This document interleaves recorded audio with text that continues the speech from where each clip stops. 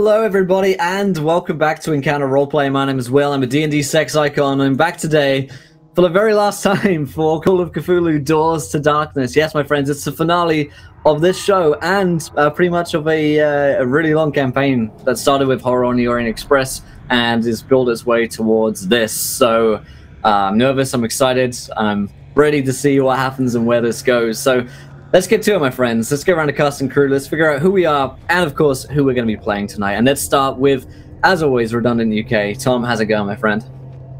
Yeah, it's not going too bad. I'm very, very excited to get into this finale. It's been a long road, all leading here, but it's been an absolutely fantastic road. And I've loved every minute of it, even when you've killed us and thrown everything you had at us, Will. It's been fantastic. Absolutely fantastic.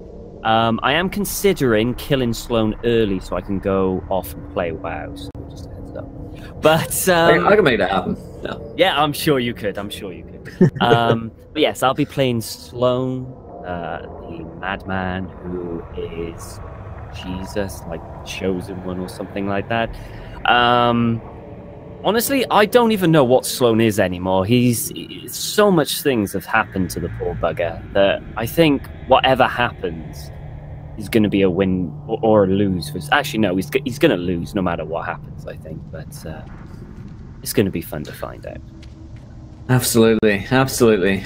We, of course, have Greg, Grimjack2 on 502 back with us tonight. Greg, how's it going, my friend? I'm doing well, buddy. My internet is apparently in the toilet. I'm going to try to claw out of said toilet so I can be here for the culmination of over 200 session hours of Encounter Roleplay time as we have drawn through almost 20 characters, several stories. I'm so pumped to finish this off. Everybody, put your hands together, steeple up those fingers, and pray for Father Carmine's internet. More specifically, pray for the person down in the local office should my internet go out. Until then, let's finish this story. Amazing. Thank you for the nat 20 to Mildred. Speaking of which, we have Lindy with us tonight. Lindy, how's it going? Hello, hello. I am doing super spiffy. I'm not at all nervous about what's going to happen today. Everything's going to be great. It's going to be sunshine, butterflies, and rainbows this whole episode because everything is going to end beautifully and wonderfully. And I'm not at all going to cry or be nervous because that never happens on a season finale of Call of Cthulhu ever. But yeah, I'm going to be playing Mildred Curry, knitting occultist and everybody's grandma. So, it'll be great. Amazing, amazing. And we, of course, have Don back with us tonight. Don, how's it going, my friend? Oh, I'm great. I'm excited to play Luis Delgado, the investment banker who I never thought he'd get this far, but he made it all the way to the finale. I think I sent Will several messages throughout the season like, all right, so I think Luis is probably going to die next episode. Here's what I'm thinking, but he's still here. Joining this cast, joining Call of Cthulhu, this game, completely transformed my life. I love being here, and no matter what happens, I love all these people. Let's play. Let's do it. Let's do it. And of course, wouldn't be a Call of Cthulhu session if it went for Pruitt. How's it going, my friend? Well, few people possess the will and drive to read the Necronomicon as much as I, and so I'm just doing my part. So I am so excited. Another season finale. I'm going to echo Don's thoughts, except for my character. Never thought Seth would actually make it this far. I gave him like 3-4 episodes tops, but the coward has found a way, and so that should tell tell everyone out there when you are faced with troubles. Just run away. It's fine. Everything's fine. Nothing's wrong. So I can't wait to get back into his skin here for one last go and see if he can make it to the end. The way it's been going, he just might. So let's get to it. We'll have to see. We'll have to see. As myself, I'll be your keeper of arcane lore, and I'll be playing everyone else and everyone's favorite villains. Thank you for that donation too. Can we make it so if Greg's net fails, Will gets a nat 1? Sure, I can make that happen. So, before we dive into today's game, I'll remind you guys of just a couple of things. First of which, we are sponsored here today by FantasyGrounds.com, our virtual tabletop of choice. All of the roles, tokens, images, and maps have been from Fantasy Grounds, so definitely go and check those guys out. The demo license is free. Their first licenses start at just $4. Second of which, WaylandGames.co.uk is the go-to destination for role-playing game products, board games, and war games as well. Check them out. All of their products are up to 20% off the retail value. You can get Call of Cthulhu over there and a bunch of other tabletop games as well, like D&D. And of course, you guys can interact with today's game. If you haven't followed the show yet, hit the follow button and join us. You're in for a wild ride. Retweet this tweet when we hit 30 retweets, because we've already had 20. You guys get to decide something which happens next in our campaign. We'll get a viewer decision going for you guys in a couple of minutes' time here. And last but not least, you can donate to affect the game as well. Perhaps the best time ever to donate to a game is on a season finale, because this is where we will see who lives and, of course, who dies. So we'll get to that. Pack yourself. Thank you for the Nat 22, the most dubious member of the cast. Hashtag only trust Delgado. That seems like a very good idea. But last time on the show, the party ascended via an angel named Michael to heaven, and there they met with God, the creator of this world and the Necronomicon, Yog-Sothoth, otherwise known as Grandfather Whispers, the arch nemesis of the party, responsible for millions upon millions of deaths, and the creator of Satan himself, it turns out, Martin Poole, Lieutenant Martin Poole, who was cast down to Earth as his penance, essentially Earth being hell. The party realized that the 10th day was coming, Judgment Day, and when that happens, not only would Martin Poole be free from the world, but so would Yog-Sothoth as well, and he would be able to rule over various different worlds, universes, stars. Goodness knows what would happen. And the party kind of came to a realization that whilst Poole is definitely a bad guy, definitely evil, perhaps Yog-Sothoth was worse, the creator of all of this pain.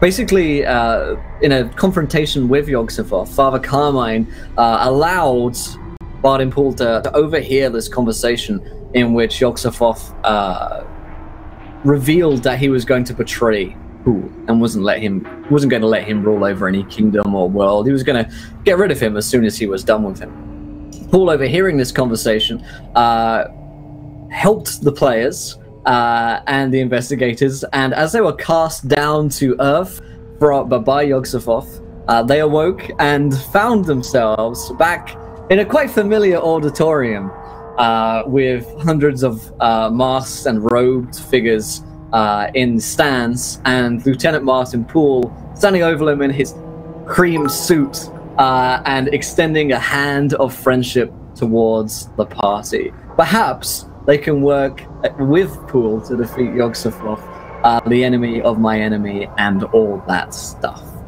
So that's where we're going to start today's campaign. At the end of tonight's campaign, we have special announcements, so definitely stick around towards the end to hear that. So let's do it, my friends. Is everyone ready for the finale? I don't know if I am. We were wrong for long, but we'll be right tonight. Let's do it. Let's do it. This is where it's at. All right. You open your eyes, having been cast down by Yog-Sothoth, and as you awaken, you see standing over you the familiar, charming, but nonetheless evil face of Lieutenant Martin Poole, grinning down at you in his cream suit. Very tall gentleman. You can see where the gun rests in his kind of chest pocket, and there's another one on the hip, and he's smiling down at you, extending a hand of friendship. Tom Sloan is here, as far as I recall. The group of you will all find yourselves waking up here. My, friends. What a strange set of circumstances we find ourselves in.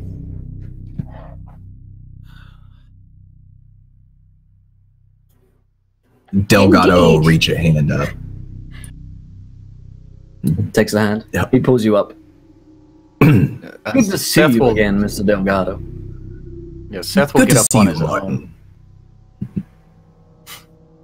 Mildred will take a while, but she too will get up on her own. Seth will go Carmine will help help Mildred. Mildred stand. Yeah. Oh, thank you. Arcana Hard to get up when actually you're is falling at my age. a wild magic surge here as well. And Poole was given 5 at the beginning of this show by Wobbit, which I'll read out now.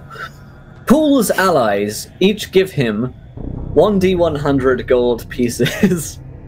You guys are kind of Poole's allies, right? Any gold nearby is invisible in sunlight. And target's weapon is tied to both of his hands. So we'll say that he's got this kind of strange, like, holster, like his hand maybe has been broken and warped because of the tentacles that are on it, and he's like fashioned some kind of like wrap where the gun is around the tentacle. And if Martin Poole attempts a summoning, he vanishes for its duration. That's super interesting. And this is my favorite one. Martin Poole recites a long list of grievances against his allies. Hey guys. Oh, that's pretty amazing. So he kind of smiles as he pulls Lewis up and looks to the rest of you and says, "You know, I've got a long list of grievances against you folks.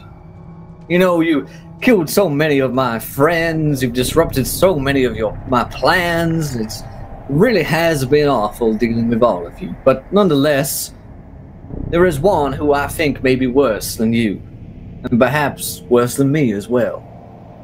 I assume by this time you know who I am." You're the devil himself. Damn right, baby, I am. The two, thank you so much for the gifting of subs, my friends. I am the devil. Wondered if any of you would figure that out. Caligula are so tied up in their own plans, they rarely see the bigger picture, you know?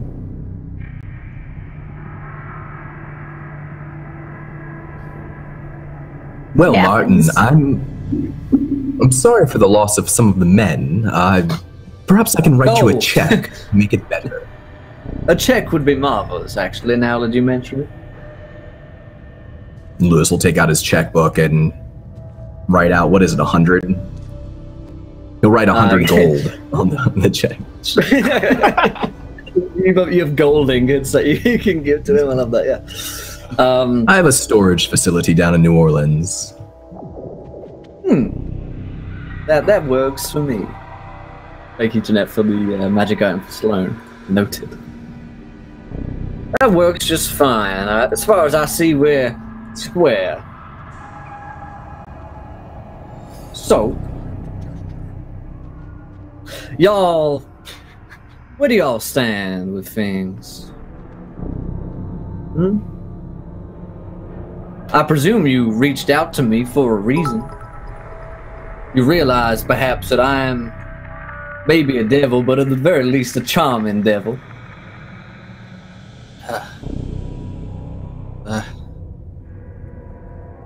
I think one who's drowning will reach out for anything if they think it can help. You are drowning, aren't you? Well, at least the prodigal son has returned. He looks to Sloan. Good to see you again, son. Sloan just stares at him. Carmine would instinctively step, at least with one shoulder between Poole and Mildred Matthew. will do the same. I'm like shoulder in front of. Protect. Well, we don't have much time to figure this out, friends. As much as I would love to stay and chit-chat with you all and shoot the shit, well, there's business to be done. The 10th day is tomorrow. We don't have much time. Now, as far as I see things, y'all want to stop old grandfather as much as I do. Perhaps you want to stop him even more than you want to stop me. So maybe the enemy of my enemy is my friend. Perhaps we can set aside our differences for a while and figure this whole thing out. What do you say? Sounds peachy. Sure does. All right then. So how much do y'all know?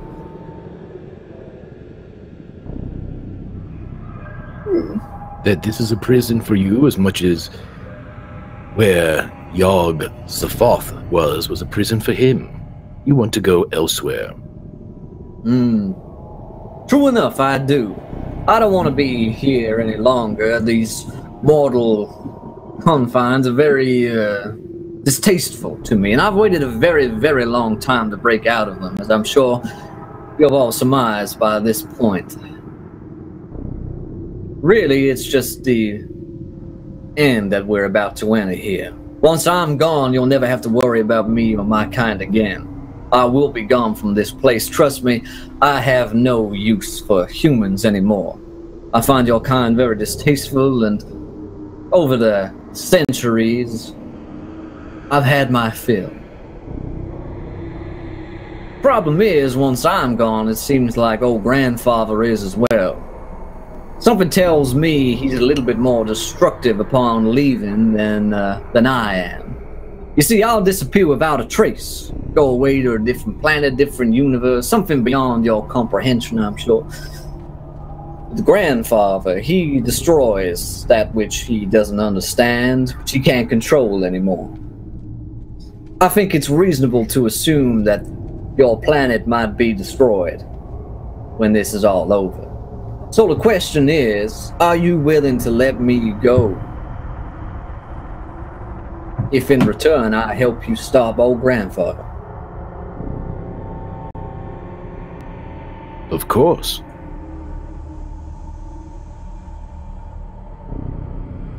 What about you, Sloan? Sloan smirks and he edges slightly closer and says, "You're just as scared of fighting Yog Sothoth as we are. You know you cannot defeat him alone. And without us and our help, you will surely fail. So let's stop with the pretending that you can do this alone and actually get down to what we're going to do. Yes?" Alright then. I'll admit, doing this on my own would be difficult. See, my plan before was just to have you killed, Sloan, and I thought old grandfather was going to help me do it. I didn't need you back then. Turns out that old son of a bitch was going to betray me the whole time. Just as well y'all told me, else I'd have been in a sticky situation. Now, we find ourselves at a disadvantage, because, well, alone we fall, united. Maybe we can conquer. We need each other, it seems. And I need you, son. You see, thing is, you're my flesh and blood. Part what I am, part human. You got some power in you, boy. But you've also got a touch of the grandfather as well. That's problematic. The way I see things, we're gonna need to cut that out of you at some point soon. Else, you're gonna turn on us. You've seen the power he has. A snap of that finger, you're his. I agree. We need to close the gate. Why? What a very good term. Yes, indeed, we do. Perhaps we need to do more than just that as well. We need to destroy the gate. Get rid of it once and for all. Close that son of a bitch out to wherever hell he came from. Send him back through. You see, tomorrow I'm gonna do that ritual, that casting. That'll bring the book to me. Well, to us. Once we have the book, that will allow us to do anything. But you can be certain that old grandfather isn't just going to let us get away with that. He's going to send all hellfire after us. And I'm going to need some brothers in arms to stand by me. Protect me while I'm doing the ritual. Once I have the book, I will take us to the gateway. Once we're at the gate, we destroy it. Send old grandfather back. I get out of here. Leave the book behind. You can do with it whatever you will, if it survives. Sound good? Martin. Yes, this Archangel Michael, he suggested to us that the gate was Sloan. Did he now? Well, he's not wrong in a way. Part of him is the grandfather, and the grandfather is the gate, and so on and so forth. It's very hard to understand exactly what the gate is or who it is, but I don't believe it can be a person as such. Perhaps a part of it. We're dealing with strange metaphysical bullshit here. Maybe he's just part of the gate, like he's just the lock or the key to open it.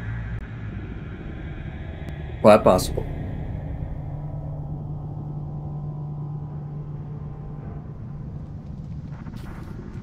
My plan is simple enough.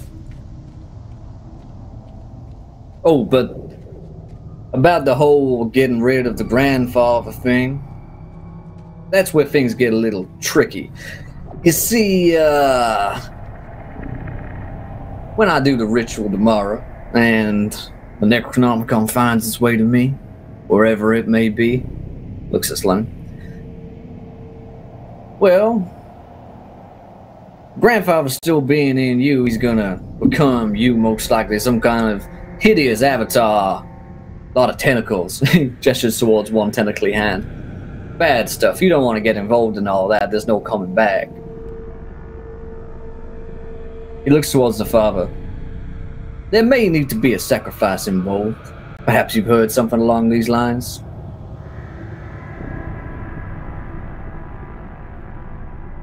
What are you proposing? Well, I'm proposing we kill Sloan. Once and for all.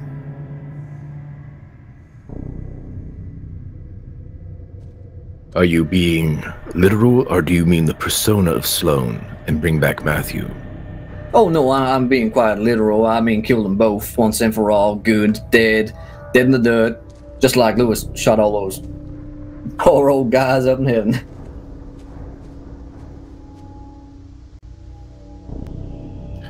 It occurs to me that the grandfather also mentioned that the only person that could kill you was Sloan.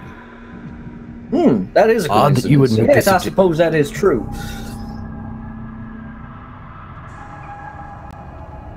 I mean, we can certainly set up a chain of events if you would like, where Sloan kills you and then we kill Sloan, and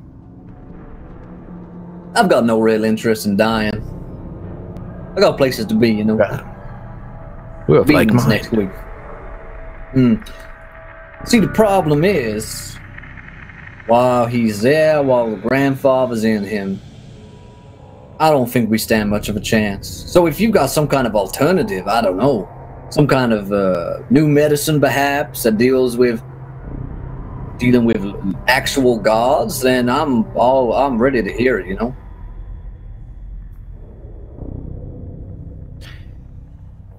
It's his body, correct? More like his soul.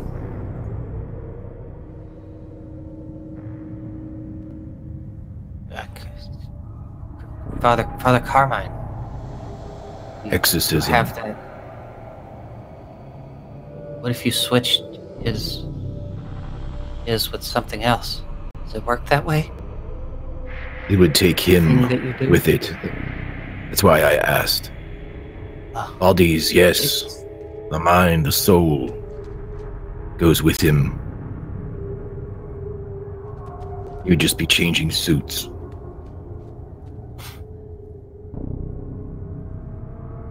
What if I cast Grandfather Whispers out of Sloane? Think you could do that? I do not know. Could be worth a try, I guess. I think it'd be definitely worth the try. I mean, Exercising a god? yeah, I mean, if your power does come from old Granddaddy, then perhaps that might be even more difficult than you might think, but I suppose it's possible. I mean, you can reject gods, right? Reject the powers from which you were given. Although the only downside is it most likely would kill you, Father. I am not concerned with that. The god I follow is not the one that I have come to know as Grandfather Whispers. Funny old thing, religion, huh? Yes. A lot of smoke and mirrors. With me, at least you know what you're getting. Do we? You know, I could give you some of my power if you like. Here on Earth, I'm kind of a big deal.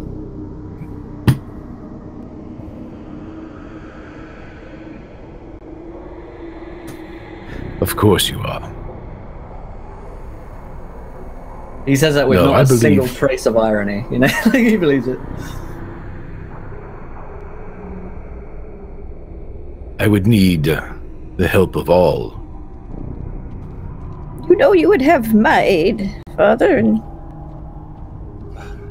I'll do what I can, Father. You And it's remember a the sacrifice. Necronomicon? What's that, Father? You remember the Necronomicon, don't you, Seth? Yes. I believe, I think so. Then that's a start. Not sure And how Mr. much of it I Delgado,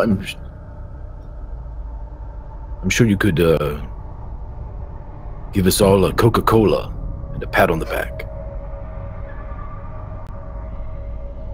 I mean, if we're cashing Yes. in here, you know, putting in all our chips, if you will, might be worth a quarter of your money. I don't think that's necessary. Oh, I don't know. I mean, all cards on the table here, Lewis. I think it's not much of an option to you. See, I still hold a little bit of sway with you, if you know what I mean. Oh, I know. Martin, if you want me to call my mother, I will do it. I am with you, as I have been all these years. But I'm not sure that she's going to be as helpful as we might hope. We have to see. She has You her know, own machinations. Oh, she does. But while she's here, on my world, I'm sure I could convince her. Very well, Martin. Of course. And he leans in a little closer to Martin. If they are able to cast out the grandfather from Sloane, will you be safe?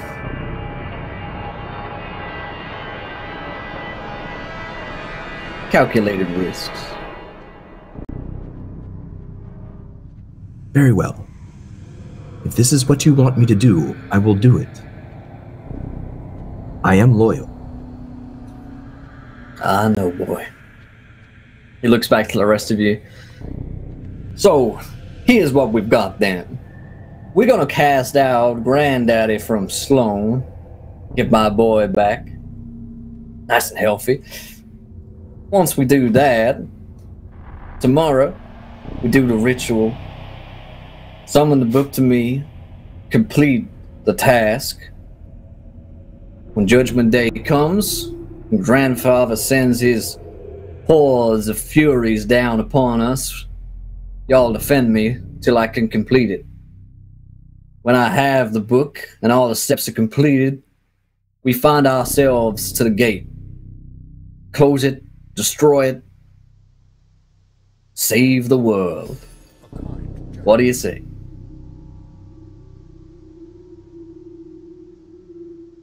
It's actually 2 wild magic surges for Father Carmine. He's got another one to roll from Kalashnikov. I wish to Good. discuss it with my colleagues in private. Oh, by all means. There are some rooms around the back. You can take a look in if you want. I promise Slow. not to listen in. Of course. And Sloan will walk to the room. Yeah, you don't want to go in those rooms. When you see the doors, they are like writhing tentacles, basically. Oh.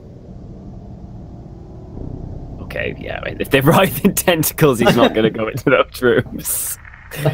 You take one look at this corridor and you're like, nope.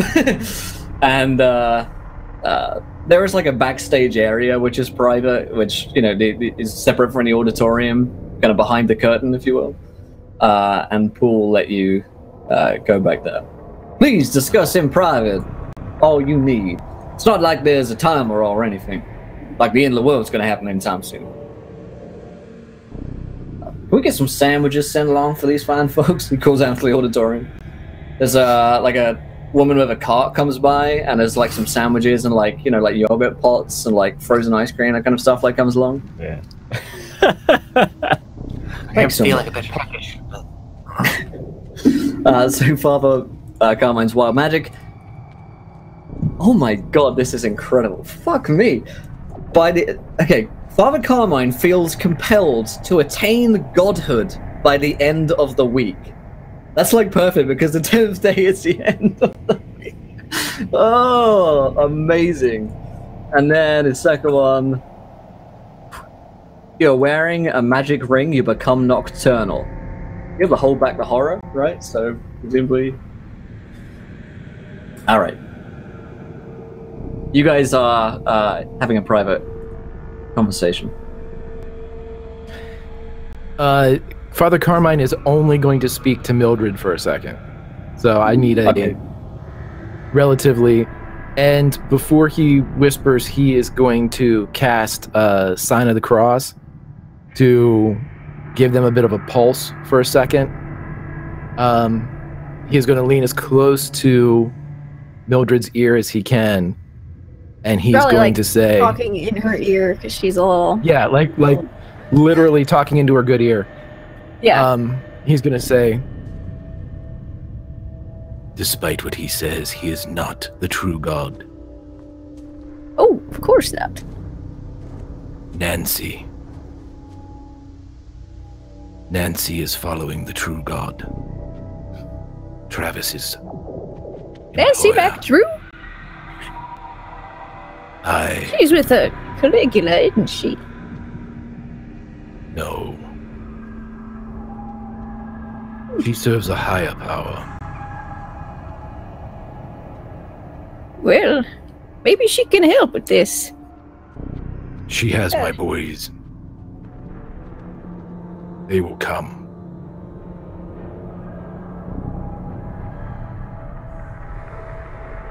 Right.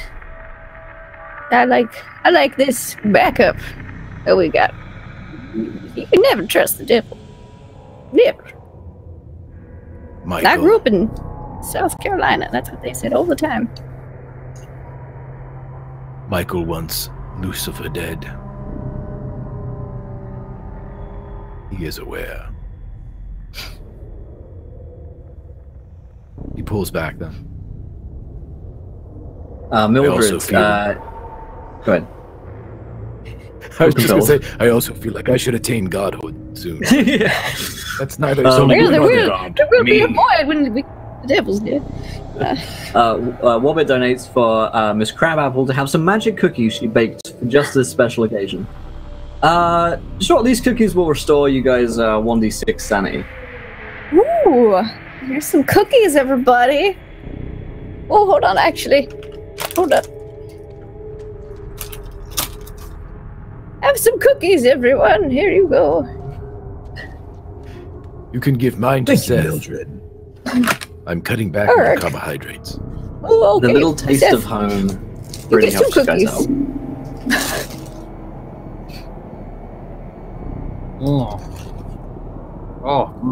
Yes.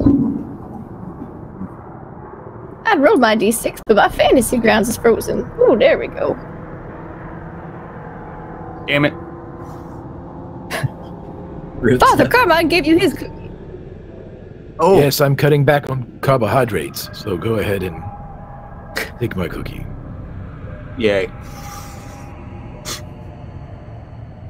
Jesus Christ, Seth. Can you roll higher than a 2? I gave up my cookie for that. Today's my cheat day.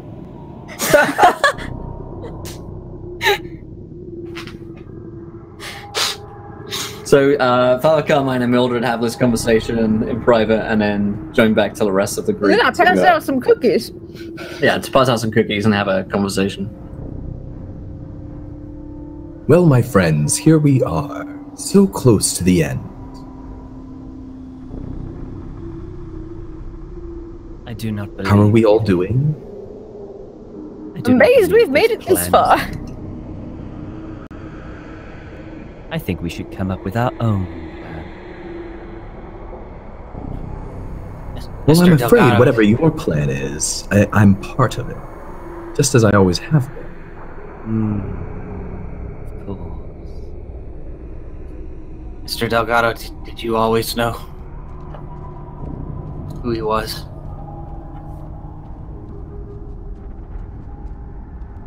I had my suspicions.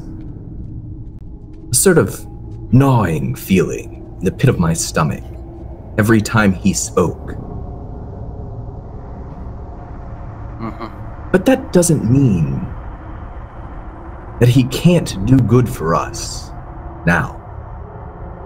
It doesn't mean that he's wrong.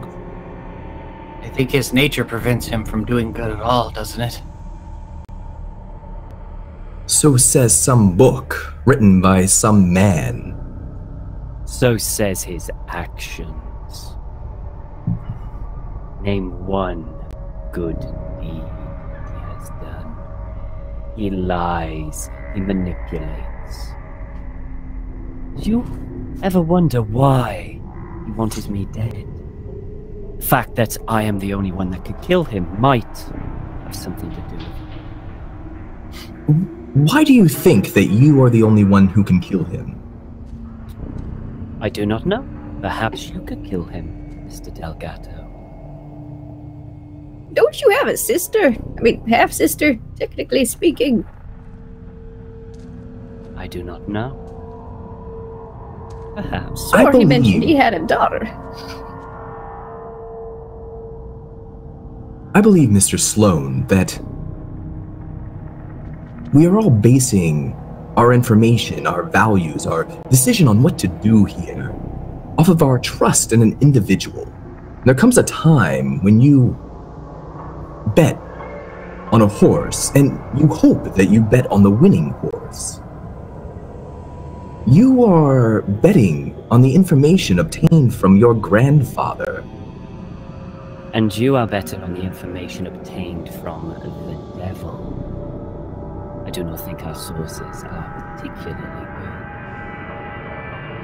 good. You got quiet, Tom. Alright, I'll turn it up.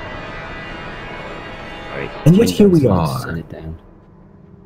Forced to decide between some monster from another world or the devil himself. That is the choice we have. I say we don't choose sides. I say we choose ourselves. We make a plan. We decide our own fate. I'm tired of being a pawn for godly entities. All my life, it's time we make a stand. And perhaps we will fail, but at least we fail doing the right thing. I would rather win, Sloan. I would rather win. Yes. Then you should And we have follow Sloan, Mr. Delgado. We have seen the Would you like future to of know what why? winning is. Mr. Delgado, who did you sell your soul to?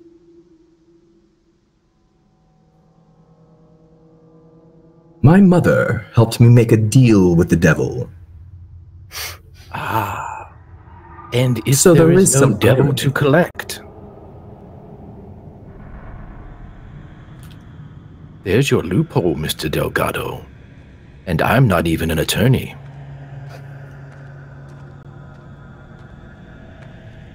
I like to measure my risks carefully, Father Carmine. Very well. I think we know what this is going to come down to at one point or another. We know how this story plays out in the book. There is a Christ, and there is a Judas.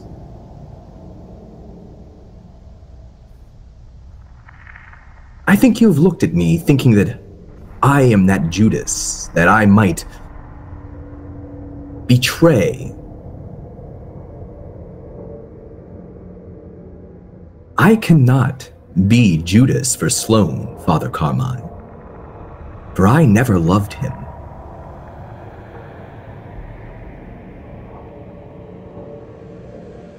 I know who you are, Delgado. If you would like to use the book as an analogy, your pilot, working for a master, ready to do your part and wash your hands.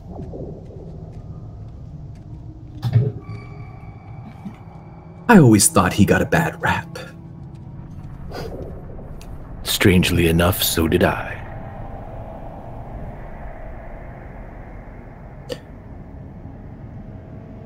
Whatever we decide, I will be with you. I will do my best. You said that I have no soul, Father Carmine. Soul is a big word for lack of use, but I do have one. You're leasing one. Kind of a rent-to-own deal. Here's hoping. High interest rate. Callable at any time. And variable interest, too. We should always go with fixed rate. Okay, so how do we do it then? I think it revolves around the Necronomicon. And I'm not just saying that, I know. But I think it does. The Necronomicon is the fountain of all knowledge. It will contain how we close the gate, how we cast Yog-Sothoth away, and how to finally and permanently kill Martin Poole.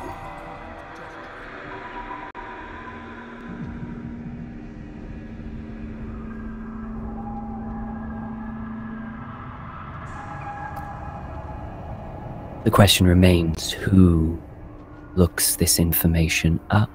And if they are sane enough to give us the information. Well, I'd be willing to try. I know I'm not at my best, but I have the most experience with it. Being its caretaker for so long. I would be willing to try. Yes, you would, Seth. I know. But we must choose carefully. For if this is what we decide to do, we cannot waste this opportunity to insanity. Whoever reads it must be able to relay back that information to the rest of us. Otherwise, it would be all for naught.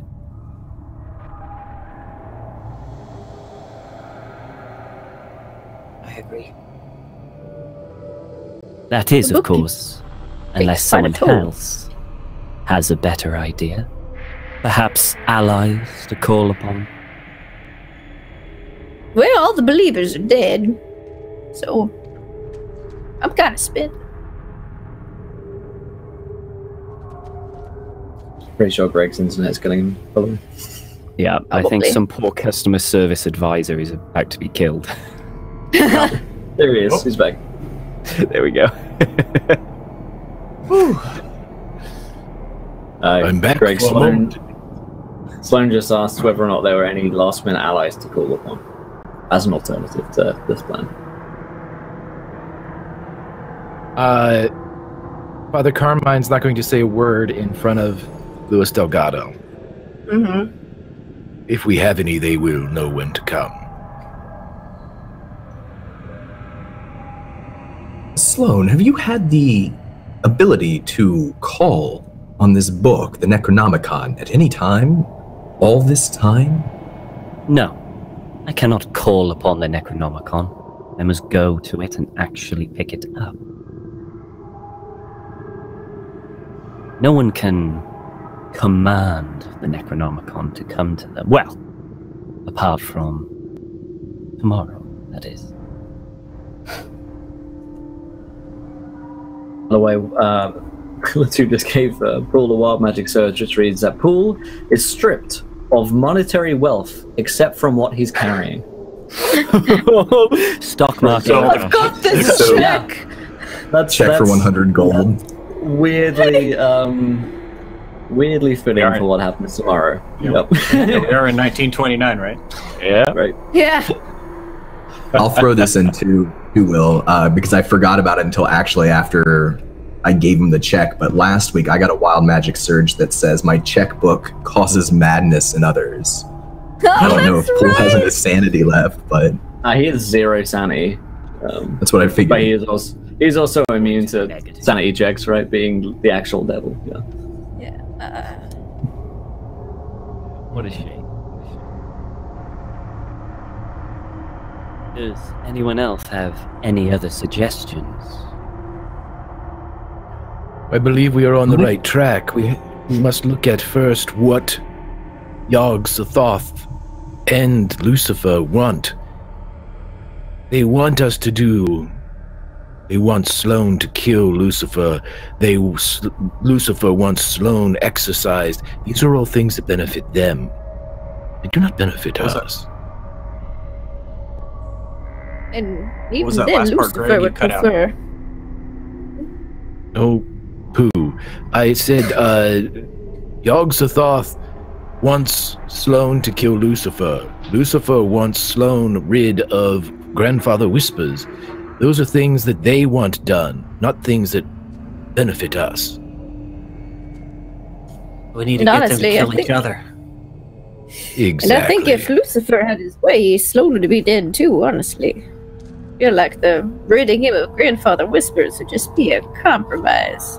He's willing to make it this time. Mr. Delgado, I believe that in the corporate structure known as quote-unquote heaven, there's about to be a bit of a coup at the top. A shakeup. Hostile takeover. They need new management.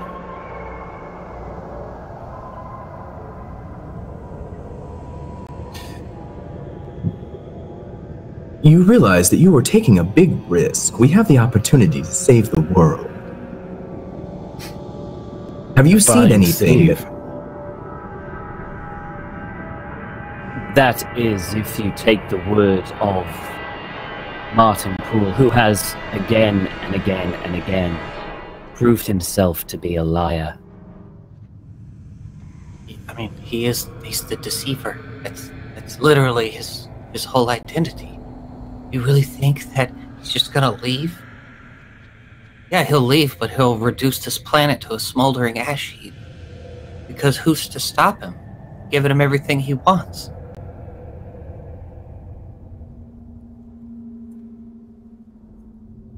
Very well. You have proven yourselves. I trust you.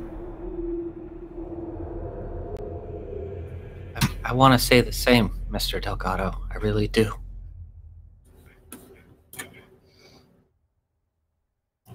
Does he trust us? psychology and that shit. Yeah. 16. Sure. What does she see? He trusts some of you. Okay. And he's speaking to Seth. He seems earnest, but you see like his eyes flicker behind Seth to Father Carmine to Sloane. Mm-hmm. And it's a different expression for that brief moment. Okay. Well, just checking in. I don't say anything, but Mildred knows. We've come this far together. I'm with you. But I urge you, whatever you do, be smart. Don't throw your lives away when we have a chance. We don't know that he's going to betray us. We don't know that he cares that much for us. If he does, if he acts against us, but I don't see what else we can do. And then there is my mother. She does not care for Martin, I do not believe. No. Does she exist here in this world? Oh. You understand what I mean?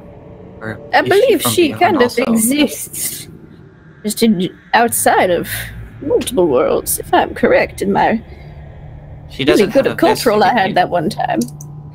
So, yeah, your occult knowledge would I be mean, yeah, that. can I do an occult roll? So yeah, I sure. rolled on it the first time, and I got a decent bit. So Yeah, I don't know shit about Baba Yaga. I do. Yeah, John Whitmore, right? Mildred, you could give me another occult roll to know more about Another him. one. Yeah, sure.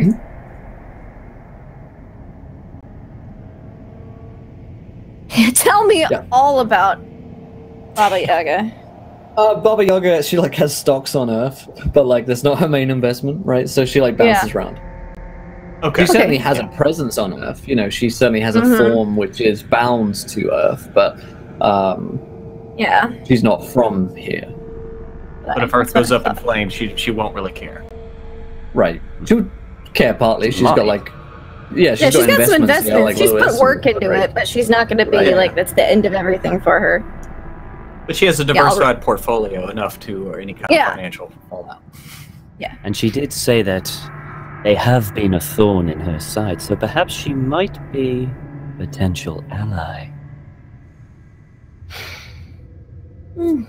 Indeed. What did she get for your soul, Mr. Delgado? I don't know.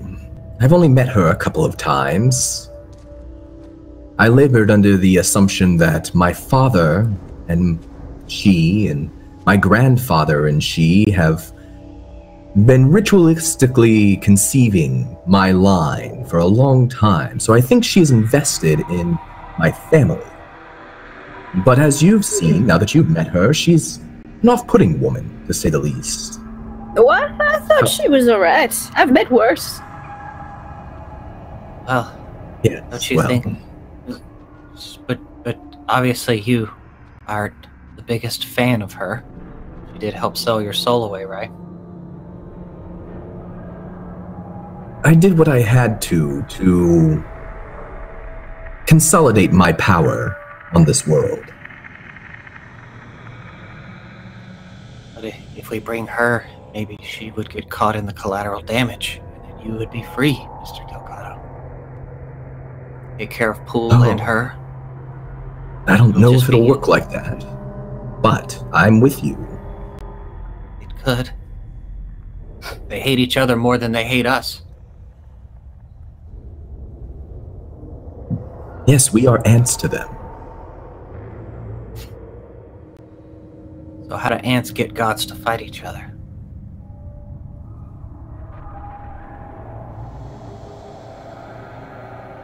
Put them in the same room.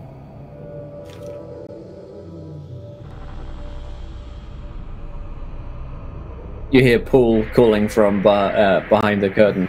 Time runs short. We are all in agreement. We go alone.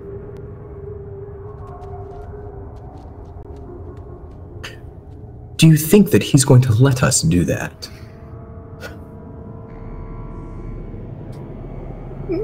Certainly try. I personally Very think well. that I think we should go along with it until the Necronomicon comes into play. I agree with That's Seth. our moment. Then you are condemning Sloane to death. That is what Lucifer wants. The devil, Satan, the king of lies. Just so we're clear. I was hoping that we'd look at it just a bit before tomorrow. Prepare. Oh, yes. I mean, of course that. I'm just saying that's our moment. To have We should that see moment, an we must office. get away from this one.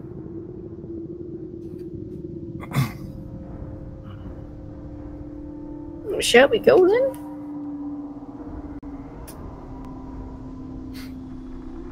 I can open a portal out of here if there is nothing stopping us. But it takes time, and he will most likely know that I'm doing it. In fact, I am almost certain he will know that I am doing it. Well, if he wants the Necronomicon tomorrow, I don't see why he'd have a problem with us fetching it today. Expediting the process. Yes, we could just ask him. He'll have the book tomorrow, either way. And he will Sure. have us tomorrow, either way. Why would he want to keep us here? Should I go ask him then?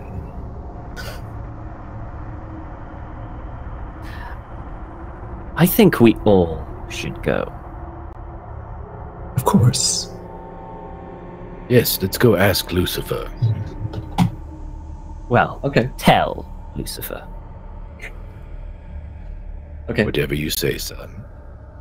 The group of you head back out from the backstage area around into the auditorium again. Martin Poole looks at you. So, made any big decisions?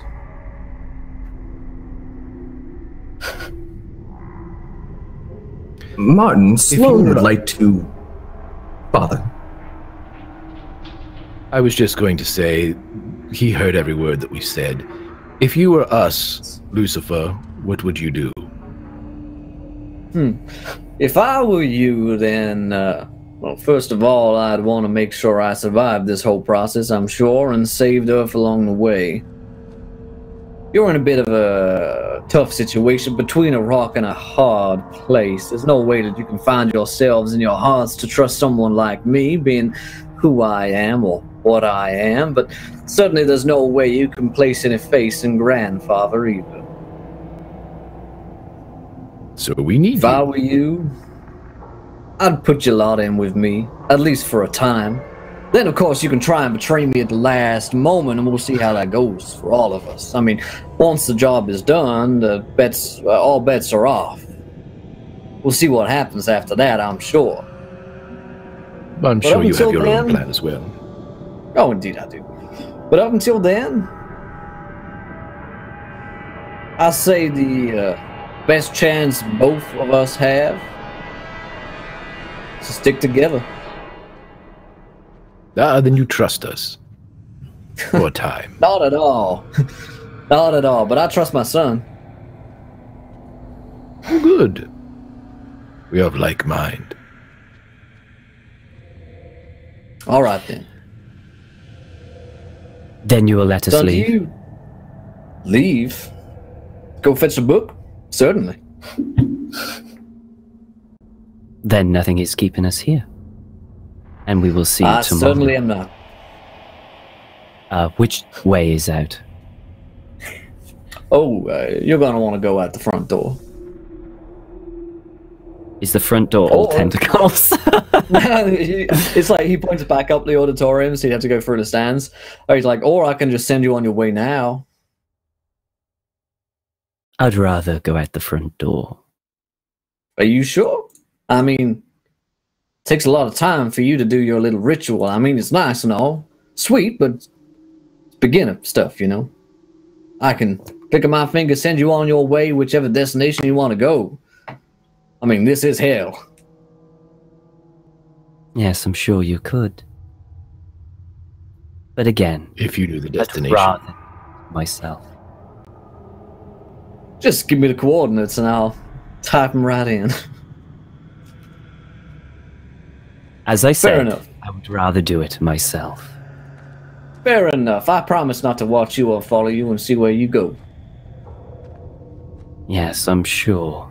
And slowly I'm lying. start walking I to will the be door. watching. Be seeing you, son. Looking forward to tomorrow. The audience give you like a light pattering of applause as you leave the auditorium and out through the front doors. I'm going to start doing the ritual to go to my place. Back to my place. All right. Back to my You can place. start casting that as soon as you're out of the auditorium. And it takes 10 minutes, right? Yep. Yep. And the burning red tear of reality opens up, and you can jump through it to the Necronomicon. The group of you will find yourselves back in Sloane's home with the Necronomicon, books everywhere, and the kind of space in somewhere in the void of space. Now, I'm hoping, because this is like a void in space, it is out of earshot, well, maybe not of Yog Sothoth because he's in me, but definitely of Martin Poole, because it's not hell anymore. So we can talk. You'd be reasonably secure in a place like this. Certainly the grandfather, you're pretty sure, has a line in on everything because he's in you, but and whispers to you occasionally, but as for Satan, yeah, you're pretty sure his domain is Earth. And he's stuck there. Well, at least Martin Poole won't be able to hear us here. Now then, we must plan. Who's gonna read the book? That is what we must decide.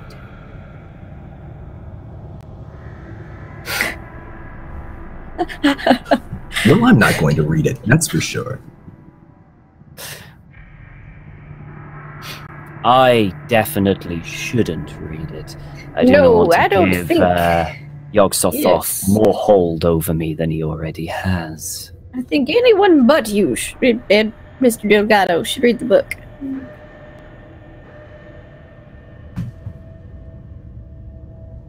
I that lost my leaves glasses. well, that leaves me or you, As- Seth. As And much I'm- as I hate to say it, Mildred, I believe you are the I most... was thinking it. If I go insane, well, I've had a good run of it. That, and you've had experience with such things before, and I truly do believe that you are a good soul. Well, And it will thank you, Snow. And you will fight hard. As hard as I can. Well, I do believe believe Seth you have is a good soul. too. Yes, but unfortunately his soul has been withered down. So that's one vote for Mildred, one vote for Mr. Penhollow.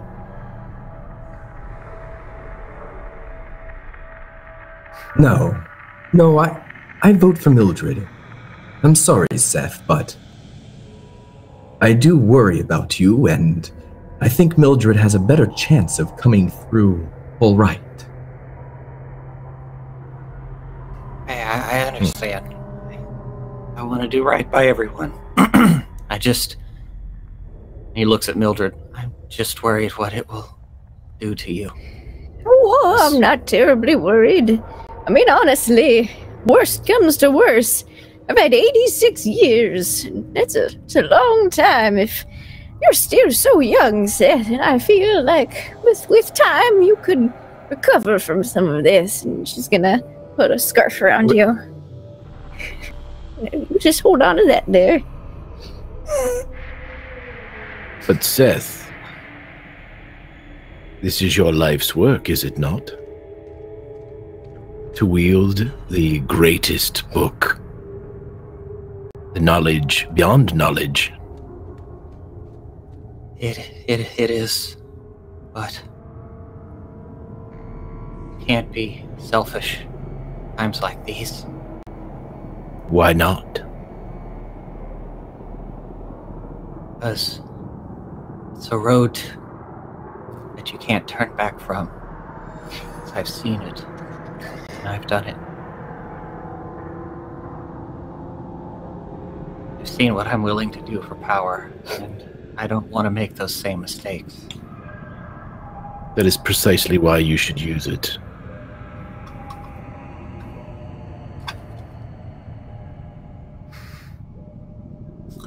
Seth, I think Father Carmine has ulterior motives. Trust yourself. Exactly.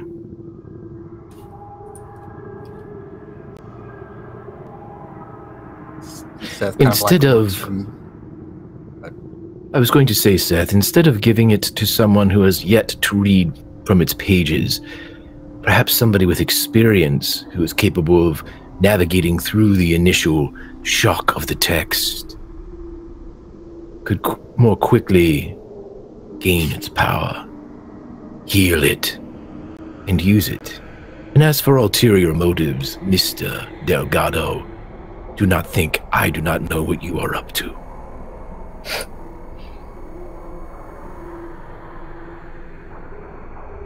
Yeah, I got a viewer decision for you guys in chat. Oh no. I mean, for sign in chat, I want you guys to tell me who meets them in the Necronomicon.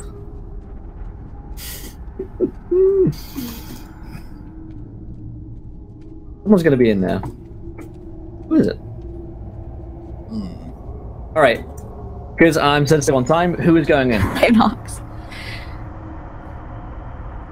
For God's sakes, don't let it be Ryan Hawks. We need Nancy. We need somebody that's got some shit about him. Don't send us the poser, please. What are you doing? You're encouraging them.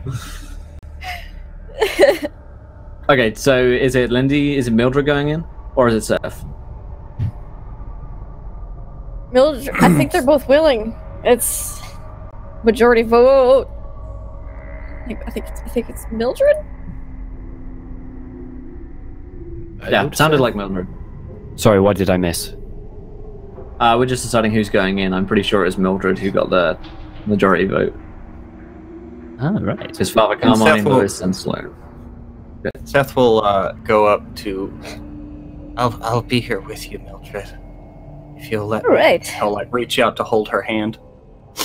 Yeah, right. She'll hold your hand and open the book at the other. The hold back the horror rings don't do anything with the Necronomicon, I don't believe, correct? No, not yeah, really. I didn't think so. Try, yeah. I will. Could I, because on those 2 years that Sloan was alone, studying it. Sloan alone. Sloan alone. I'm assuming that I kind of built my own somewhat defenses to try and protect myself of it. Can I potentially help Mildred use those as well? You know, like some laudanum and other things that I used that helped slightly. I know that Sloan looked at it very, very carefully, but it might be better than nothing. You know, y'all have got a lot of nat 20s. Yeah, so I'm going to use them all to read the Necronomicon. And I'm going to say Seth is the main one to help her out in this. Okay, so Sloan, I'd you know, here's the deal: 3 nat 20s, and you can give some of those defenses to Mildred before going in. Does it have to come from me? Yeah, those be yours. Can we not like share them out? No. All right, I'll do it. I'll do it for Mildred's sake. Yeah, Sloan will do it. I'll take those 3 nat 20s. All right, for Mildred's sanity. Done deal. You've got some laudanum lying around, and your basic advice to her as you're kind of running her through all this stuff is to not ask too many questions. You know, direct questions and then out is the best way. Getting drawn in is where insanity leads. The laudanum will help definitely with like the initial like shock, and then after that you're on your own. Should we not discuss the questions immediately? I feel like we should discuss the questions before I go in there. Rather good idea. So, how to kill Yog-Sothoth? Well, I feel like that's a good one. Well, it's how to close the gate. How to close the gate. And I suppose that goes into how to cast out Yog-Sothoth. Yeah, how to and how to kill Martin Poole or Lucifer or the devil. I think they're the two main ones, right? Fresh pots! 3 out 26. Oh, look at that. Chat Scott Sloane's back. Got them back. Alrighty. And while you're in there, Mildred, you yes. ask for the secret of immortality. I mean, we would be foolish not to find out. That would while be you're silly. in there. If I have any extra time or sanity, I'll see what I can do. Mildred, you will not have any more time. She kind of just winks at like Sloane, she looks at Delgado and then comes back and is like, yeah, no, I'm not doing it. Sloane kind of tilts his head like, that. is she serious?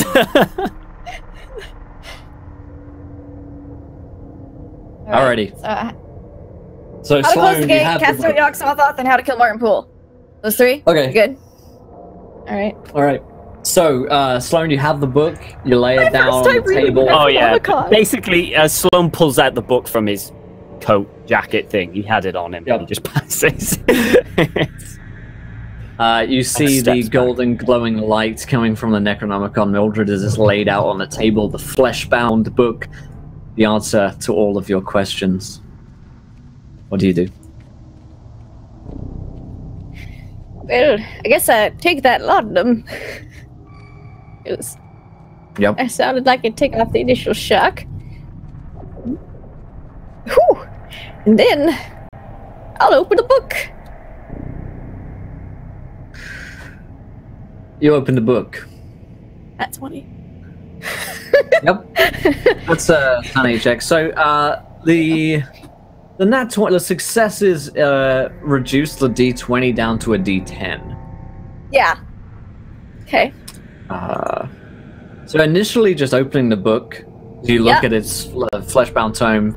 4 points of sanity are reduced as you basically look at the content page of every possible question that you could ever ask, and the kind of sheer breadth of knowledge here is maddening. And Seth is just going to be whispering the questions over and over into Mildred's ear. Okay. To try to keep her on track. I like it. First question: How to close the gate and thus cast out Yog-Sothoth? To you, Mildred, you are no longer in the room. All you see is the page before you, and it feels like you're falling through the page and into the book. Quite literally, as you do this. The rest of the party will watch as Mildred is standing there, transfixed by the book, and is like turning over various different pages. But she seems to be completely out of it right now. But to Mildred, you fall through the book, and as everything else falls around you, I'd like you to roll me another sanity check, which I assume is That's 20. That's 20. Which is, of course, at this point, it's 3 points of sanity. You enter in. As you fall through the pages of the book, you find yourself in a room, sitting down on a chair very suddenly. Opposite you, there's a woman.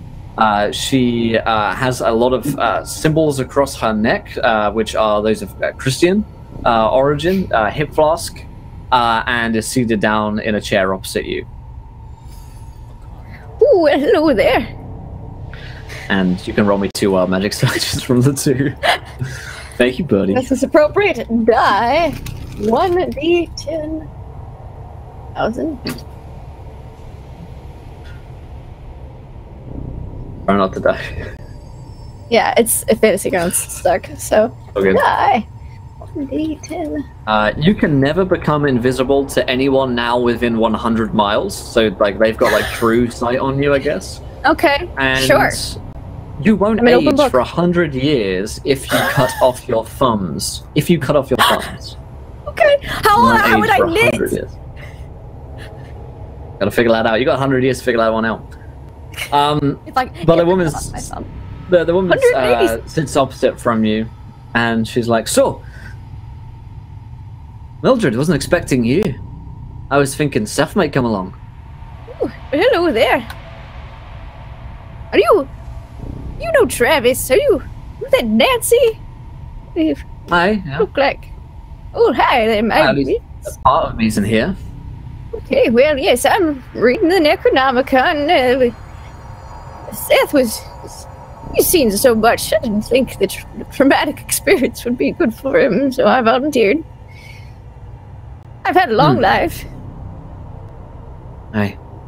So what's your question? Alright, how do we exactly close the gate and thus cast out Yog-Sothoth? He's a real pain in the neck. It's a sanity check as you ask this question. Okay, Nat 20. Nat 20. Yeah. 6. Okay. To get rid of Yog-Sothoth, to cast him out, have to destroy the gate. That's where he came from. Would you care to elaborate? I'm afraid I can only answer in so much. Of course. Alright. How do we destroy the gate? Sanity check. Not 20. Cool. First you have to travel there. To the gate. What was the roll? 3. Okay. First you have to travel there to the gate. And the Father, the Son, and the Holy Ghost must be defeated. Okay. Alright there. Ooh. And, I think this will be my last question. Father, the Son, and the Holy Ghost. I feel like I really should ask who all three of these are. But, You can if you want. Perhaps I it's the feel only like chance each you one have. of those would be a separate question. It is. Yes. Wait, I think we know who the Father is. Holy Ghost is the one that's getting. Let's just kill everyone. That might be an idea to see. Or I could ask how do they kill Martin Poole. Just when you only have 10 sanity left, the questions you ask. Okay. I have a feeling we have a decent idea of who the Father and the Son is. Who is the Holy Ghost? I feel like that's a bad question. But... You. Oh, well. That makes it easy then. Nat 20.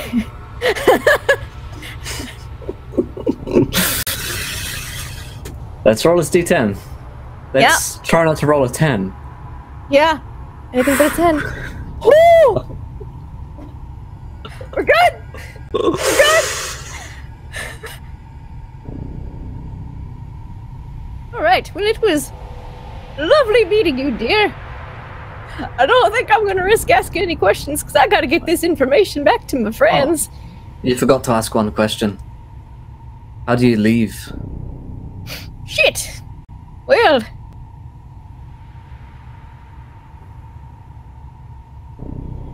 I'll think about it real hard first, and maybe that'll trigger something. You have no clue. Pull out my ditton, sit there for a second, and just see, maybe if I turn it into an animal would help. Maybe if I turn it into the Necronomicon. I'll just, in an effort to try to not ask how to leave, she's gonna just concentrate on it real hard. Oh, I've seen Sloan cast that spell twice. I don't think I could probably cast that. Oh god. Just gonna let you wait to come to this conclusion. Yeah. It probably gets, she gets like a row of knitting done and is like, well, lay it on me. How do I leave? Let's see. In any case, it'll at least destroy me, and that'll at least clear out one of the 3 things.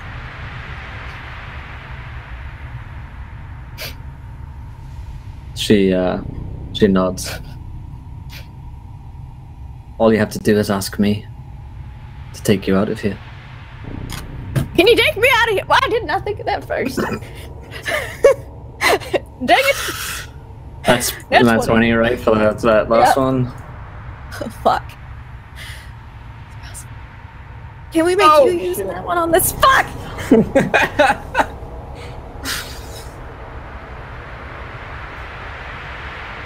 Alright. Mildred. Yep. The power of the Necronomicon overwhelms your mind as all of these questions bear through your brain, the answers to immortality, to the future, to the past, all things that have happened and will happen and may possibly ever happen run through your mind, and you find yourself gibbering, asking questions about everything, unable to stop asking questions over and over and over as the woman answers them to you and feeds you this knowledge. It's supposed to be like, well, if I could you just let me out of here? Almost dead. As the evil of the Necronomicon and the weakness of mankind is shown. The rest of you, go ahead, Fab.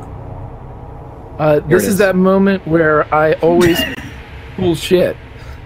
Yeah, no, I just said to myself, here it is. Yeah. Oh no, he just froze. Rip Greg. Damn it, Greg! Defeated. No. Magnanimous dispensation. Oh my god. The 50-pound from In Wills. Mildred doesn't go insane. It gets out alive. Greg, you're back. Oh my gosh.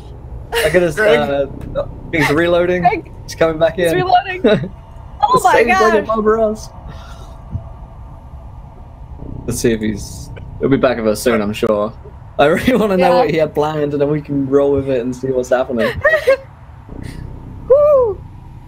The rest of you will watch, though, as Mildred's face just kind of falls, her eyes roll back into her head, and Seth, as you're kind of like whispering to her, you can tell that she's no longer able to hear you anymore, and she looks lost. Yeah, I'm gonna try to pull her like away from the Necronomicon a little bit, like at least get her hands off of it. Yeah. You can definitely like pull her hands off it. She's still trying to like go through pages. She's like desperately running through pages on it. As you kind of pull her away, she just looks, dead behind the eyes. No, Mildred, no. You have to believe. You're a believer. You're the last believer. You have to do this. Come back to us. I am the last believer. Lewis will go shut the book. Slam it shut. The golden light closes down, but Mildred does not return to you. Oh.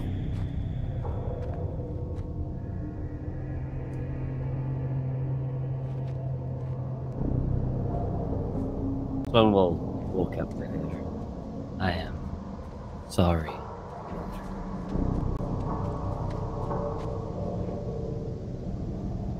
So we're back where we started. No, not quite. I might be able to extract the information. It is unpleasant. And Extracted from where? From who? from Mildred. What are you gonna just do? go mad too, Sloan? Whatever she found out. I will not be reading the Necronomicon. I will be looking through her eyes, in a sense, and through her mind. And Greg's back. if you, I want to know what his plan was. Yeah. Greg, what's your plan? Okay, I'm gonna mind swap with her and use my sanity to offset her sanity loss. I have more. All right. For a second, 2 seconds to get it out.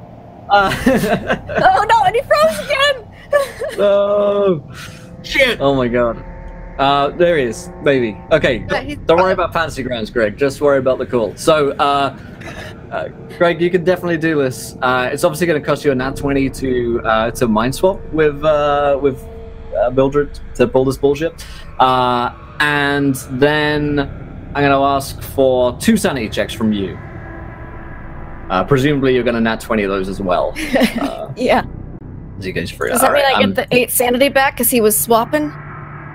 Give me 2 seconds. Greg is... Where is he? 2? Yeah, there he is. Oh. I am so sorry. So yes. it's not your fault, it's alright. So... And 1, there we go. So yeah, total of 3, nat 20 is just used for that. And I'm gonna roll 2d10. Where was that? Alright. Alright. It's 2 Father sanity. Carmine loses 2 sanity for doing this. And now I'm going to roll another 2d10, and this is how much sanity Mildred gets back. Okay. 14! So, yeah. So, that's basically how that works. And Father Carmine, like, mind swaps. So now I'm in Father Carmine's body? Oh, look at this book. Everything seems so special inside of it. I know what we need to Questions and do. answers. We need to defeat first the Father, the Son, and the Holy Ghost. To Oh, do I sound like that? That's awful sounding. I should speak louder. good maybe. I'm heavens, do not I sure. sound like that all the time? That is. Oh, I don't know, do you? This is as close as I can get, but I'm not quite sure. I hate internet companies whenever they come out in 80 years or so. They suck dick. But Well, I'm going. Oh, by the way, if you cut off your thumbs, Mr. Delgado, you will gain at least 100 years onto your life. Does it have to be Not. both thumbs having washed over everything else? I can't, Mr. Delgado, I can't see why you would oppose that. Really. So, yeah, as they the are mind swap opposable happens, thumbs. Mildred is kind of sucked out of the Necronomicon via Father Carmine. And as you swap back again, you find yourselves back within your own bodies and minds, and Mildred kind of comes back heavens. out of the malaise. You have a very deep voice, Father Carmine. Mildred, as you return, you will literally see Sloane's face like that in front of you. Oh, hi there, over there. Yes. I figured out how to close the gate. How to... Yeah, if any of you else read the book, you just have to ask her to leave. And she'll let you out. By the way, that's one fact.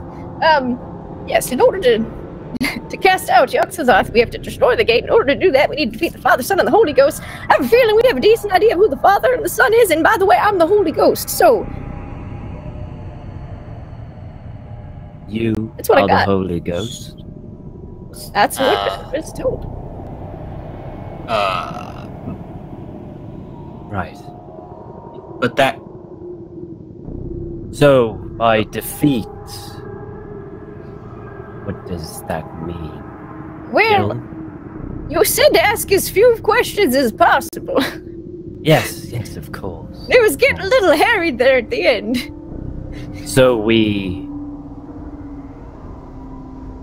Like I decided to read the Necronomicon with 26 in it. So let us try and work out who is who. The father could be Father Carmine. Or could be... My theory is it's Lucifer. Father Carmine, Lucifer, or Yog-Sothoth. Or Yog-Sothoth, one of those three.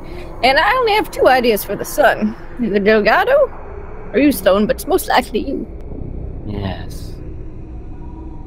Interesting. And I believe the father must be Grandfather Whispers. It only makes sense.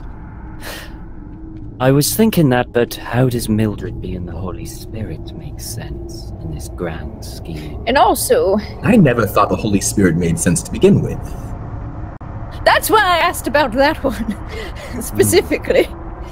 Figured we'd have a bit of a doozy with that one. The only read that Mildred has on that is that, you guys would have on that, I won't make you roll an idea roll, is that she's the last believer. She's the only one that believes it anymore. Makes sense. I thought about that maybe. And did you ask about, Martin Poole? No, I'm afraid I was running out of time.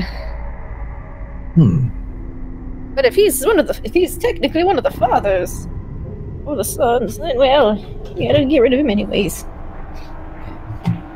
So, to close the gate, we have to defeat the Father, Son, and Holy Ghost. And Holy me. Ghost. And we kill them.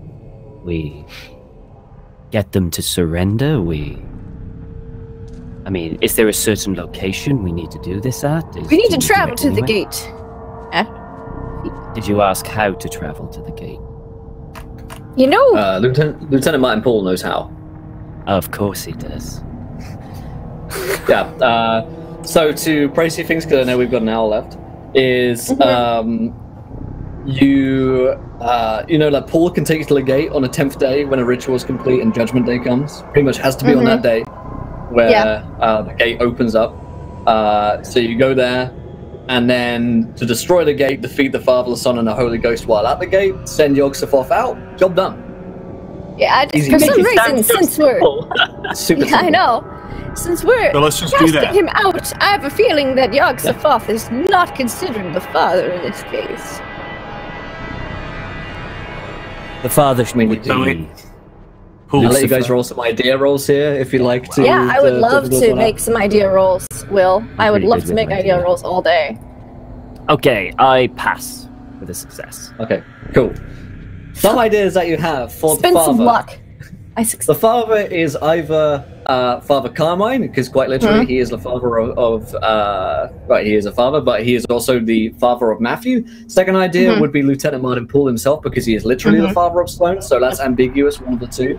The son almost certainly is Sloane. There's barely any question about Sloane needing to be defeated / maybe die, whatever defeated it's means. in the name.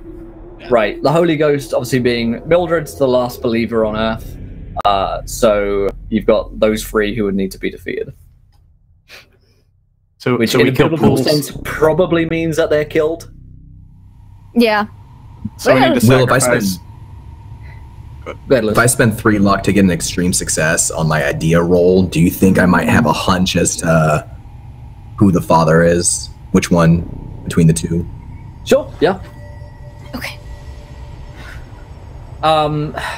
You would suspect Father Carmine, because he is spiritually the father of Sloane, whereas That's more Poole is only important. physically That's the father. yeah. We're talking like bullshit metaphysics, Metaphysical, who is yeah. the father?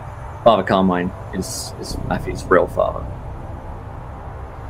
Based on everything we've learned, now that I think about it more and more, I believe that Martin Poole must be the father. Sloane must be the son. And I suppose you, Mildred, are the Holy Spirit, if that is what the book told you. I definitely got the confirmation on that one. Yes. So, while we are out of earshot of Martin, I would like to say that I now believe that we must kill the devil. Well, we know how to cast out Yog-Sothoth. Theoretically, since he wants to kill the devil anyway, we could kill the devil, then we make the sacrifice and get rid of them both.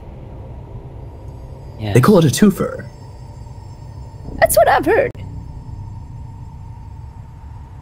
However, I must warn you all that Yog-Sothoth does know of this now. He does know. Oh yeah, because he's in your brain. Yeah, well, shit. So he will be expecting this. Martin Poole on the other hand. Will not be. 1 out of 2 isn't too bad. It's true. However, I do believe we can kill...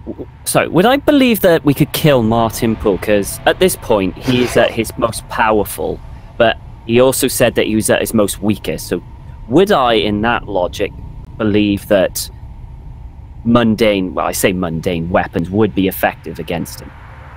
You would all believe at this point that Sloan is the only one that could kill Lieutenant Martin Poole, and if anyone would stand a chance, it would be him. The only thing is that you need Poole to take you to the gateway, because this whole ritual revolves around completing the 10th day, and that's when the gate will be opened, and that's the only chance you can get there. So you need him to, you need Satan to complete this ritual. After that, shit, because I remember if Sloan kills Martin Poole, Yog-Sothoth takes over him.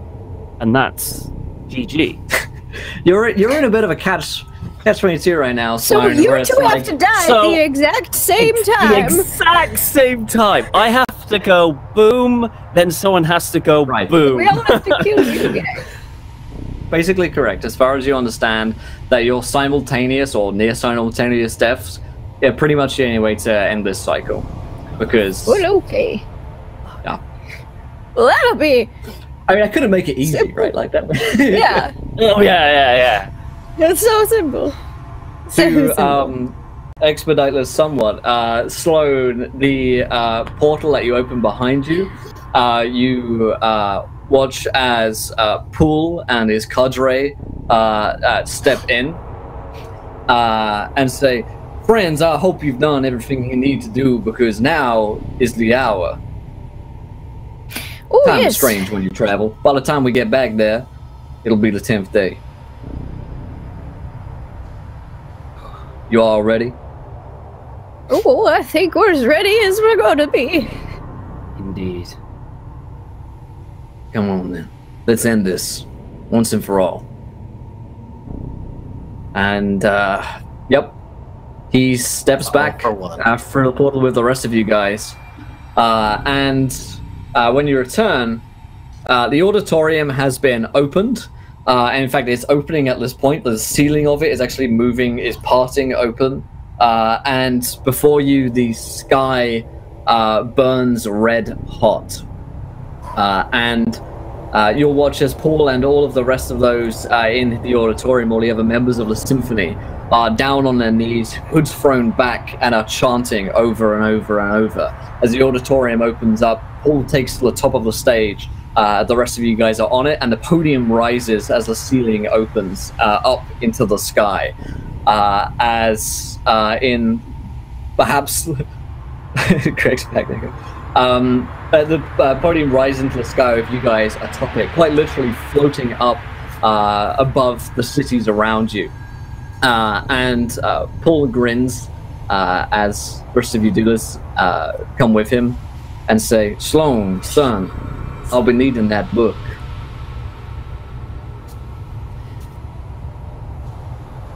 Can I not just keep hold of it until the allotted time? You said it would appear anyway, so what's the harm in me holding on to it? Harm is the end of the world, boy. Do you really want to take a risk right now? I trust it in my hands more than yours. I do not. Because the grandfather, he could take you over at any moment. Perhaps I could give it to one of my colleagues. I mean, it might be hard for you to hold with your condition there, with your whatever those are. I'll hold on to it. How about Seth holds on to it? Or Yes, Are you I sure agree. that's wise? Seth, I trust you not to look inside the Necronomicon. I've learned my lesson. Then I suggest Seth holds on to it. he was the keeper. Very well. And Sloan will pass the book to Seth. All right. Seth, you hold the Necronomicon in your hands. This is something that you've been waiting for a very, very long time. As the podium rises, you guys are essentially on a disc of wood which is flying up into the sky. It's as large as big as a large stage, essentially. So you've got a lot of space on this thing, but the edges are, clear where one would be able to like fall from this thing. It's fairly obvious, so you could just jump off and immediately kill yourself. Morris is here, along with the rest of his cadre of essentially soldiers who are armed with, machine guns and the like, but also their hands have tentacles all over them, and they are kind of arrayed around the edge of this circle, clearly looking out for the fences. Poole stands in the center, looking towards Seth, who has the book, and looking around in the skies. He says, "It's only a matter of time before Granddaddy sends his furies down upon us. Are you all ready for a final fight against God?" Quite so. Final fight, yes. As ready as I think we'll ever be. Once this ritual is complete, I will open the gate and you will all travel to it with me.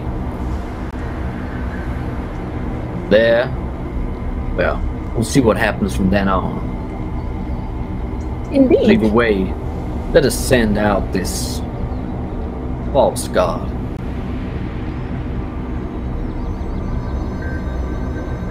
And Poole begins to chant along with the rest of the symphony down back in the auditorium as you rise into the sky, almost to cloud level, looking down.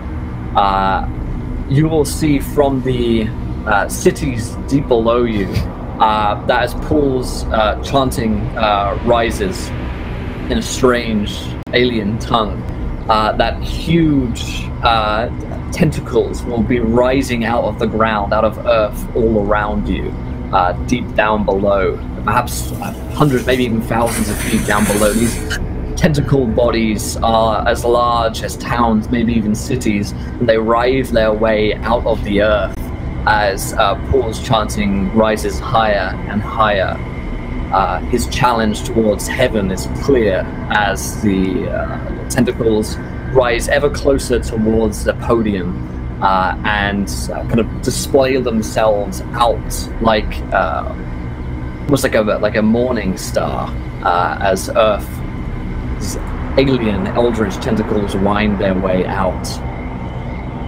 Poole's chanting is heavy, and you can see him sweating as he's doing this. And he looks towards Seth, and as he's kind of, "Seth, the book, I need it now." And Seth will reach up, holding out the book for him.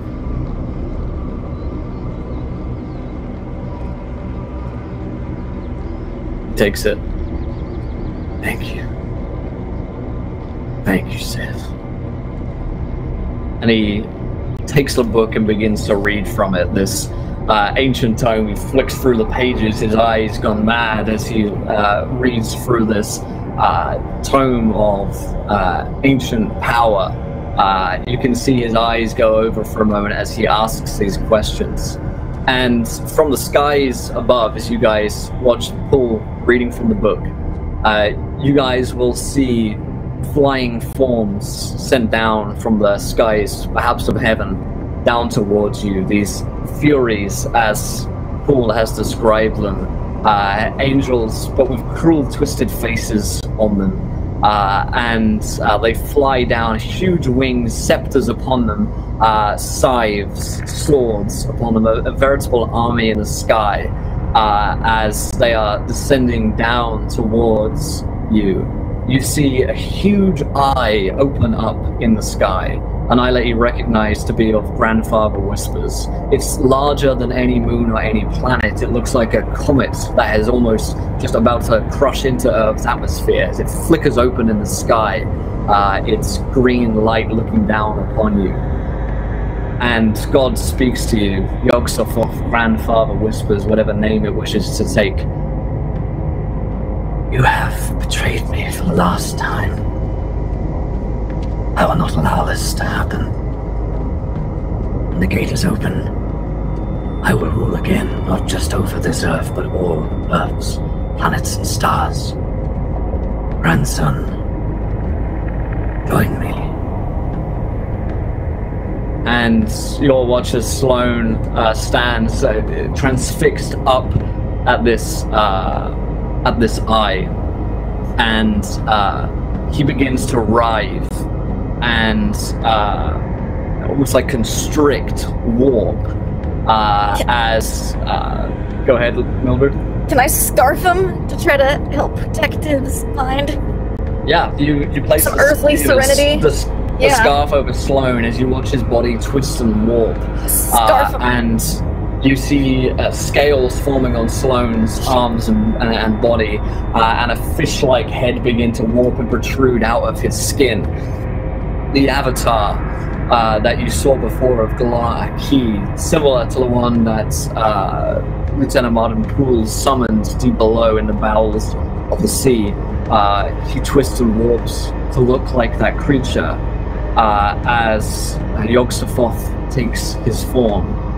And the members of the symphony, Morris included, who have turned their guns towards it as the Furies are flying down, stare in awe and terror struck by this creature. Everybody can roll me a sanity check, of course. At the beginning of the chanting, Will, at the beginning of that chanting, the symphony music, Lewis would have activated Hold Back the Horror.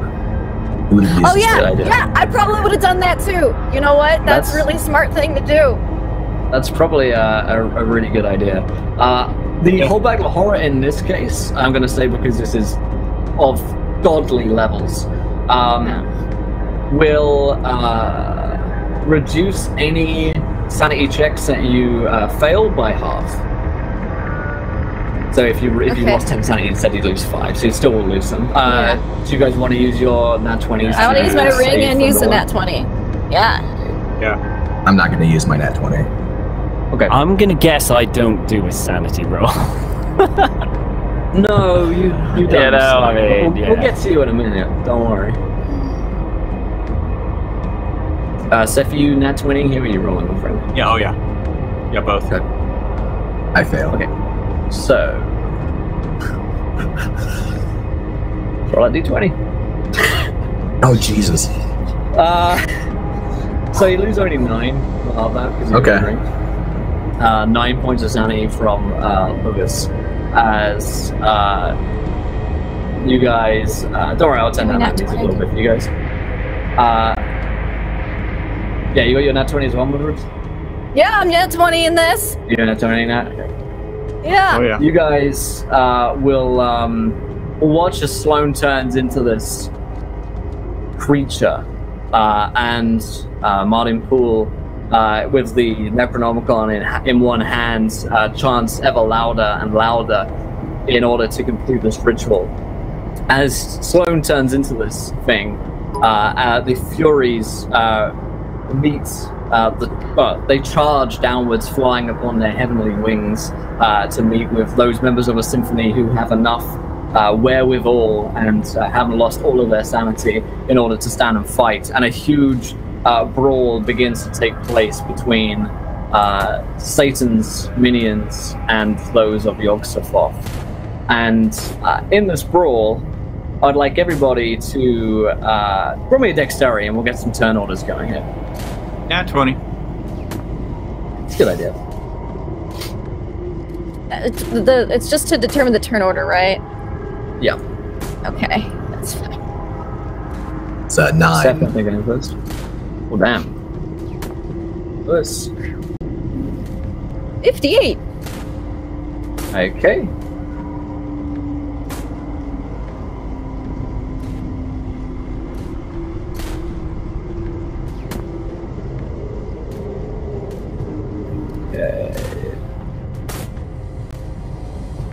And what did you get, Tom? Oh, you want me to roll? Sorry. I do. In fact, I'm going to use one of my nat 20s for you. Oh, okay. Yeah, it's a better idea. Spend those. Okay. I'm going to have Sloane going with Seth, then Mildred, I'll roll a D100 for Father Carmine because Greg's disconnected. I rolled an 81. Alright, so he's going last. Oh my gosh, I'm not last. Let's see. I'm going to spend another nat 20 for my angels. For my members of the symphony. Actually, just for my angels. So Why not your members of the symphony? Will, love them so much. Love them. We're going to give them a nat 1. They're going to go last. So, let's see. We have Seth, Sloane, the Angels, Lewis, Mildred, Father Carmine in the turn order, and the members of the Symphony. Seth, it's your turn. There is a huge brawl taking place on this podium right now. And Martin Poole stands before you, chanting with the Necronomicon in hand, trying to complete this ritual. While Sloane has turned into some transformed Glar-Aki avatar with drooling and dripping fangs. What would you like to do, Seth? Something stupid, something heroic. Seth is going to, standing right there, knowing how it is when someone reads the Necronomicon, and Seth's going to run up and shut the book and try to take it away from Martin Poole. All right, so several things are going to happen almost immediately as Seth tries to do that. Seth, I'm going to need a roll to close the book and another roll to take the book. So those are 2 nat 20s if you want to spend them. Yep. Beautiful. Both? Yes. You run up and you shut the book, and Poole roars in fury. No! And as you grab it from his hands, what do you want to do with the book? I'm going to. Where's Mildred and Father Carmine and everybody during all this? Oh, we're all they are kind of around around you guys right now. You're on this like several hundred feet wide circular podium with no no edges, and hundreds of, probably 1,000 feet like up in the sky right now. Angels flying around you, symphony members shooting one another. The rest of your party are close. Okay.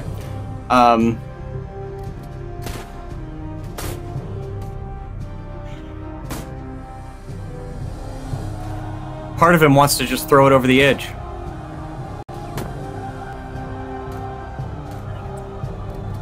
Yeah, he throws it over the edge. The exact opposite of everything he's ever wanted.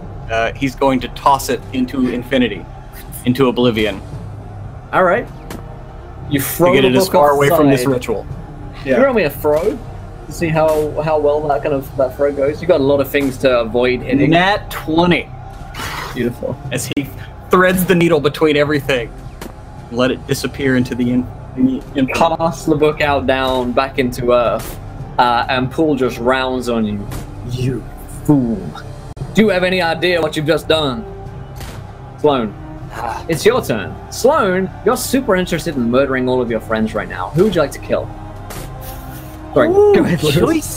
Choices. Is Sloane before Lewis?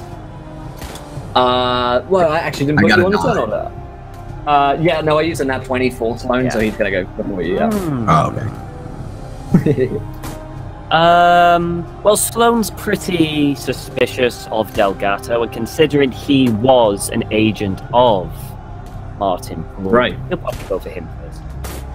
Okay. You have 3 attacks that you can make in a round. You can roll a D100. Okay, I'll go with D100. You're looking for 80s and under. I got 29. All right. So are you going to focus all 3 attacks on Lewis, or would you like to spread some of those No, out? I'll spread them out. I'll spread one on Lewis and the other 2 on random symphony members. If I can. That's not an option, Sloane. God damn it. Okay. And then I'll do. Poole? Yeah, Martin Poole has got to be a viable target. Oh yeah, 1 on Lewis and 2 on Martin Poole. I like the sound of that. All right. So what would you like me to roll? Just do 100s. Yeah, they're just attack rolls. That's a hit. And that is a hit as well. You roll d10s for damage.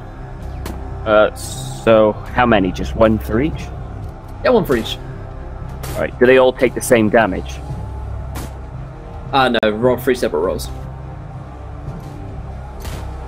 Okay, 9 on so Lewis. It had to be, really, didn't it? And then a total of 13 on Poole. Alright. 13. So, Lewis, you watch as Sloane, or what was once Sloane, reaches out its kind of like huge fangs and claws towards you and just rakes you across with them before turning, rounding onto Poole and clawing into him. You take 9 points of damage as this happens. Is this magical damage, I assume? It certainly is, yeah. Yeah. Lewis's body rolls with the force of the strike several times. Thump, thump, thump. For a moment, he's still, and he pushes himself up, shotgun in hand, and he stumbles bloody over to Martin Poole's side. And he looks aside to Martin Poole and gives him a dirty smile. And then he turns on Seth and he says, "Seth, don't you think it's time that humanity transforms, evolves? Time for us to look our gods in the face and say, I think we're better off on our own." And he turns and unloads his shotgun into Martin Poole. Give me that attack roll. Nat 20.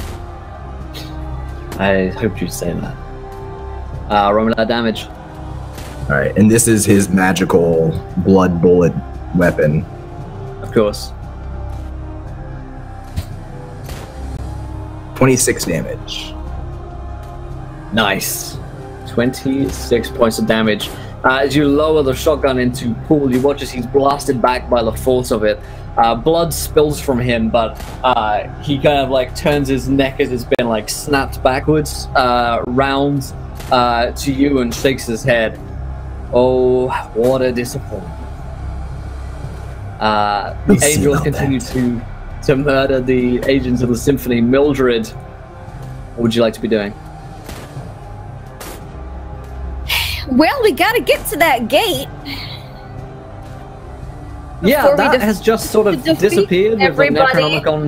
Necronomicon flying off the edge as Seth throws it. You're not sure how to get there. Yeah. The eye in the sky chuckles. Yes, Yeah, I'm sure it does. Kill them all. Shit, maybe I should have asked how to get. No, I shouldn't have asked any more questions. Fuck, I was hoping Martin uses this. Oh, how do we get to the fucking gate?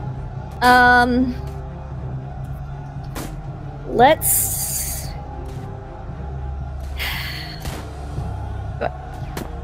Guessing I don't see the Necronomicon. Watches it Off kind the of edge. sails off quite nicely towards Earth and then disappears from sight. Oh, it disappears from sight. Okay, well then I can't use my knitting needles to grab it. I mean, With an I'd impeccable let you have a chance here to try and get it. You watch as several of the angels fly after it as well, like they're going. Okay. to fly. We definitely don't want Grandfather Whispers to get it. So I'm gonna. So I've got my yarn on my knitting needle. I'm gonna cast Impeccable Throw and hit the Necronomicon with it to try to like spear it and pull it back in. Nice. So does that require a roll? No, I just use. I lose a little bit of magic points and a little bit of sanity. I'm gonna make it be a roll. Okay. To get us out of the angel's hands Yeah, and do this. You roll me a power? Oh, you can spend an natural. Yeah. Let's see.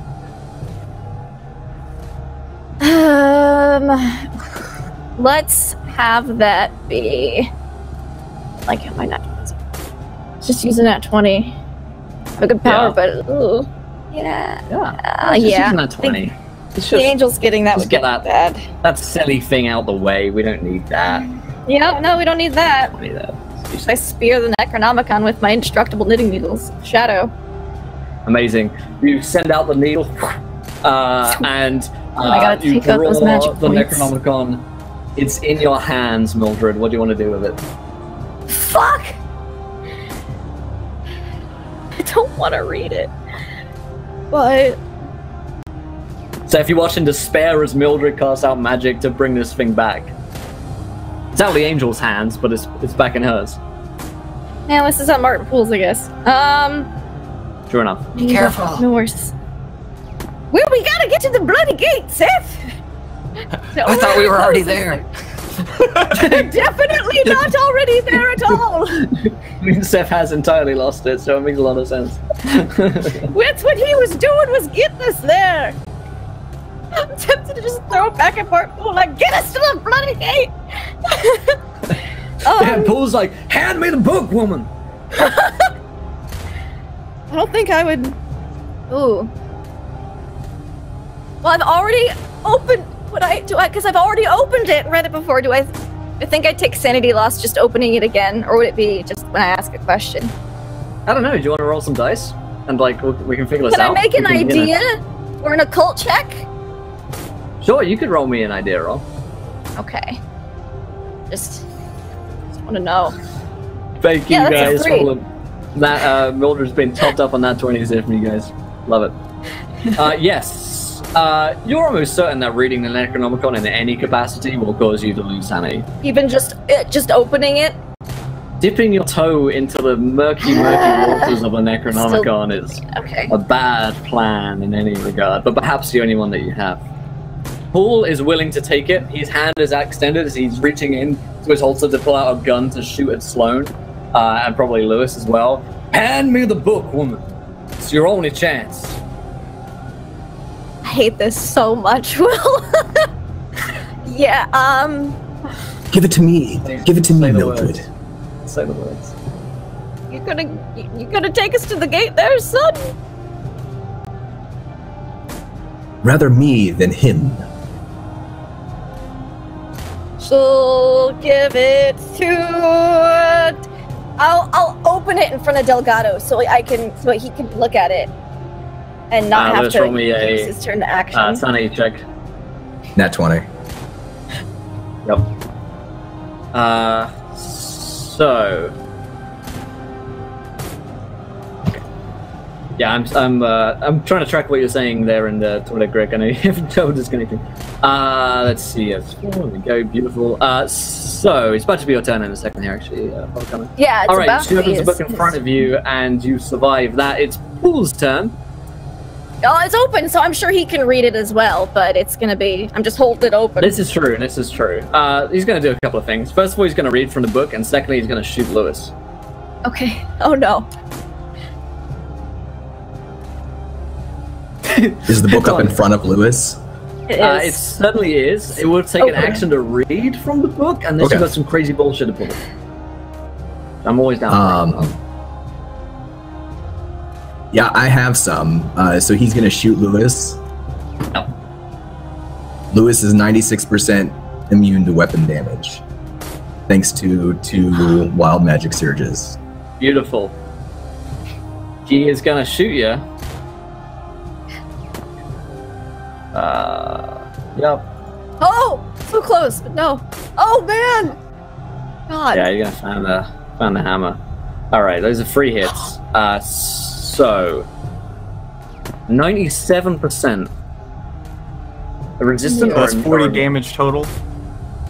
Sorry, those are not damage. Those are attack rolls. Those are My the hit. bad. Oh, Yeah.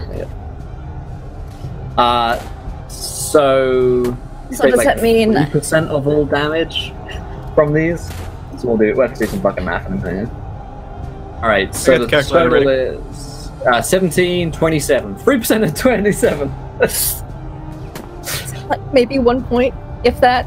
Yeah, 1 point Yeah. of damage, maybe? yeah. 1 point of Yeah. damage. He's Yeah, still we'll up. say we'll round it up to 1, whatever the fucking math is. We'll say that you take like fires like 3 times into you with a revolver, and the bullets go into your face, like they should have blown your brains out, and just kind of like thud into your skull and like pop out again. One of them like kind of sticks in. How much health are you actually on right now, Lewis? That leaves me at 2 health. Nice. Well, let's see what Snow does in a minute. He's going to let me see, Kalashnikov with the nat 20 for Mildred. Sorry, what do you got there, Lewis?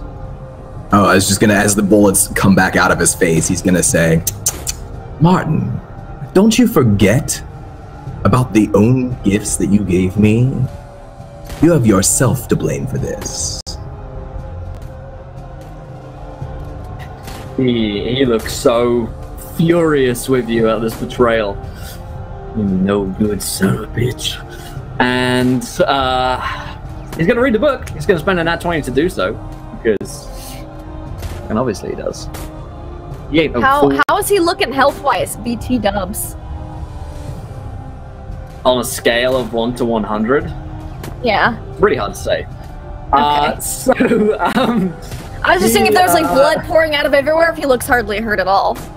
He bleeds. On a scale of that. Bleed. Okay, he does bleed. All right. He's shrugged off most of the wounds that have been done to him. Okay, that's what I figured. I just wanted to see if he was bleeding at all. Yeah. Basically. He chants and finishes off the rest of his kind of ritual.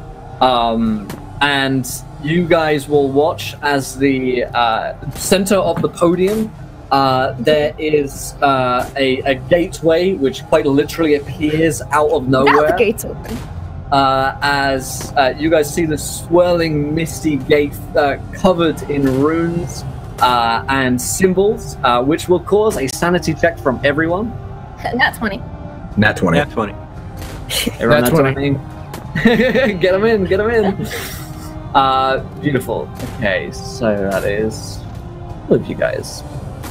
So, you watched as the gateway opens and Poole finishes the ritual, and he finishes, and he kind of like rounds on the rest of you and is like, cast out Yog-Sothoth, leave! And he like bids you to the gateway as he has the pistol in hand. Father Carmine, it is your turn. Father Carmine has been sitting kind of in a trance in the middle of this battle, and as all of this is going down, he looks up and the sound drops away from the fighting, the gunshots, the killing, and he whispers a prayer to the Archangel Michael. Michael, you failed once to kill Lucifer, and here he stands, again ready. Take your rightful place in heaven. And he's also going to offer another prayer as he reaches and touches the last of the 2 tattoos on his body that say Jolly and Castor.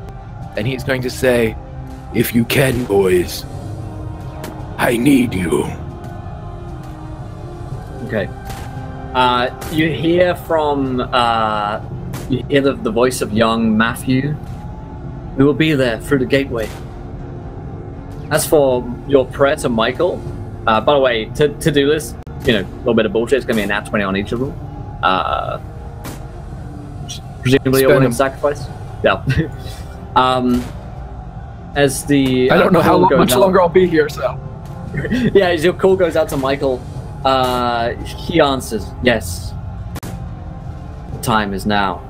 And you will watch as Michael and his own sort of armada of angels join in the fight. These ones don't have twisted and contorted faces like those of Yog-Sothoth. These ones are angelic in every sense of the word. Beautiful creatures with, you know, like golden-tipped wings that fly in with their scepters and join in the brawl that is happening right now. You've got Yog-Sothoth's twisted angels fighting members of the symphony, and Morris fighting now with Michael and the Archangel and his own army and force up on this podium. Lieutenant Martin Poole in the center, Sloane, the avatar of Yog-Sothoth, destroying all in his wake right now, and the gateway opened before you. Michael's angels immediately set to destroying Yog-Sothoth's and taking off a lot of the pressure from the fight for you guys.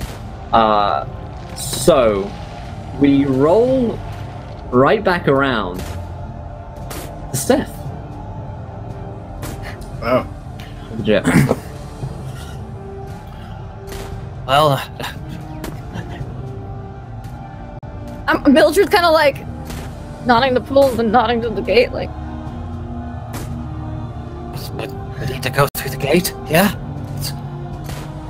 Let's go, Mildred. Bring the book. I'm holding on to it. And he's going to... Seth is going to actually... I can't believe I'm going to help an old lady cross the road in the middle of the fucking battle. Seth is going to ensure that Mildred can get to the gate with as much speed as possible. Amazing. While Seth is close to Lewis, and Lewis says something to him before he runs off, Sure.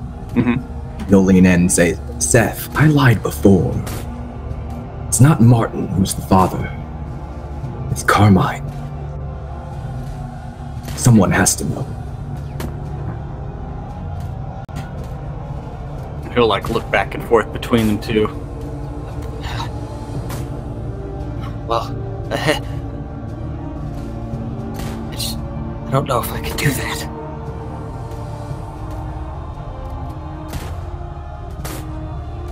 I don't know if I can trust you. You're my friend, Seth. My only one.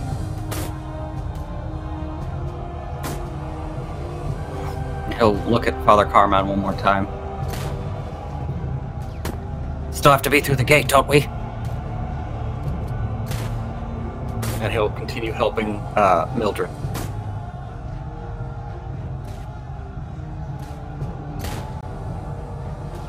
Alrighty. So it's a roll to avoid, as a dex roll to avoid all of the combat that's ensuing, and a sanity roll to go through the gate. Okay. I believe I have 3 nat 20s, so yeah, I'll use 2 of them. Okay. I have you down as having 2. I am trying my best to track all of these, but it's very fucking difficult with the belly going right now. I have you down to 2? Yeah, so I think sorry. that's... No. The chance blocking, and that was. Sorry, I was looking at what I was right now. Yeah, no, I'm gonna use. Yeah. Okay, Mildred, do you want to spend anything to dive through the gate? Yeah, I'm a feeble old woman with no sanity left. I'm gonna spend both. Too. Okay. Beautiful. Yeah, Sloane maybe has 3 more. Yeah, I should have. After I spend these 2, I should have 4 total. I've been trying to help you keep track on my own sheet. Okay, thanks. That's really good, actually. Yeah. We'll say that Sloane has 4, because I think you've got 3 more from somewhere. Like I say, this is fucking difficult to track. It's insane. Alright. Let's see there. So you don't have to change anything on mine. Beautiful. So, Sloane, you will watch as in this avatar form as Seth and Mildred disappear through the gateway and are lost. Let's take them off the edition tracker. It is now your turn, Sloane. Okay. Would you allow me... One, would you allow me to charge after them through the gate? To kill? Absolutely. I will charge after them through the gate to kill. Okay. Alright. Thank you, Fidel, for nat 20s for Seth, topping back up. Beautiful. Oh yeah, Seth and I have the book. Then. We're like, go. Yeah, the book definitely calls to you, Sloane. Okay, a couple of things happen, Sloane, as you head through here. It's a dex to avoid the rest of the combat. A sanity check force very much Sloane, who's somewhere inside there, to go through the gate. I'm definitely nat 20. Sanity check, yeah. Alrighty. And you want to roll me a dex to avoid harm as you go through this brawl? Actually, instead of dex, can I just batter my way through to the gate? Sure. To just hit people from either side. What would you like me to roll? 3 attacks and just... No, let's just roll like strength, yeah. Okay. You might have to double this, because his strength isn't great, so it's 19. I am a giant avatar, so... This is true. The avatar of Larky has a strength of 90, so that works. Oh, thank God for that. Perfectly, actually. So you bust your way through this brawl, sending angels, false angels, and symphony members flying as you dive through the gateway. The huge eye in the sky screams, "No!" as you do that, Sloane. And as you head through the gate, you find yourself being warped back into your own form.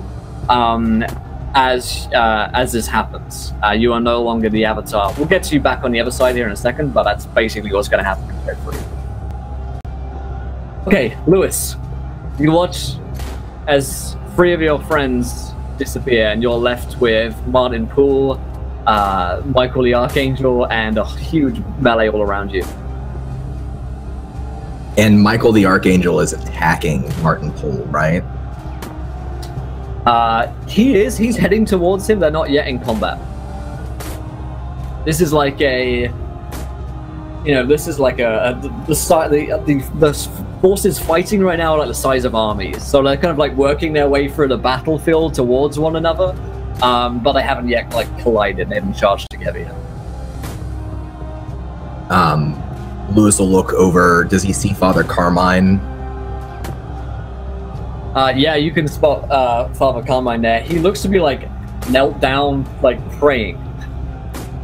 Like in this brawl, like all around him is chaos. There are angels like running through members of the symphony upon their spears. Symphony, you see Morris like gunning down these angels, and just in the center of all of this, Father Carmine on both knees praying.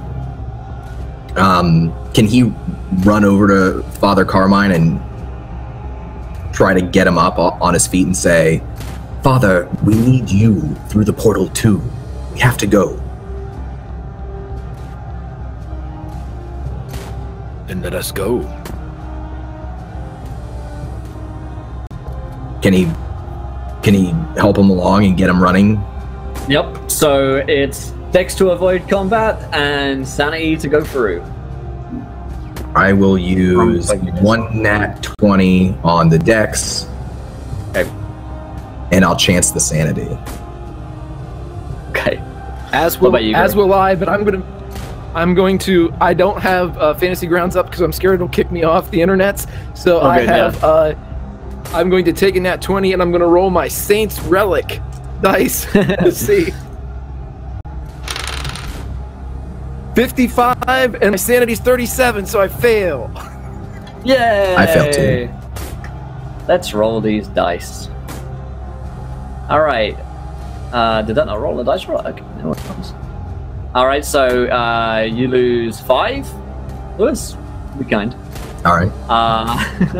And Father Carmine, you lose 10. Actually, I rolled the wrong dice, but that will likely would have been 12. Basically the same. All right, we'll just give you the 10, of course. Father Carmine. So the 2 of you dive away from the brawl, and as you look back, one of the last things you'll see is Lieutenant Martin Poole like drawing out both handguns and lowering them towards Michael, who gets out this like ancient-looking longsword, which glows white hot, and this shield, which just like forms up, shimmering around his arm, and the 2 of them charge in together as Poole opens fire. Michael dives in to the battle, and then you guys are through the gateway. And Goodbye, you leave the brawl behind you. Now, my friends, you find yourselves in a very strange place. The group of you who have headed through the portal, Sloane, you feel your body warping and changing around you again as you are no longer in the form that you were like warped into, sucked back into the gateway where everyone is at their truest form. No longer does Grandfather Whisper have the hold upon you as he did on Earth. As you walk out, you'll find yourselves where Michael, where you first found Michael, in this ancient city of Hyperborea, with the huge pyramids standing in it.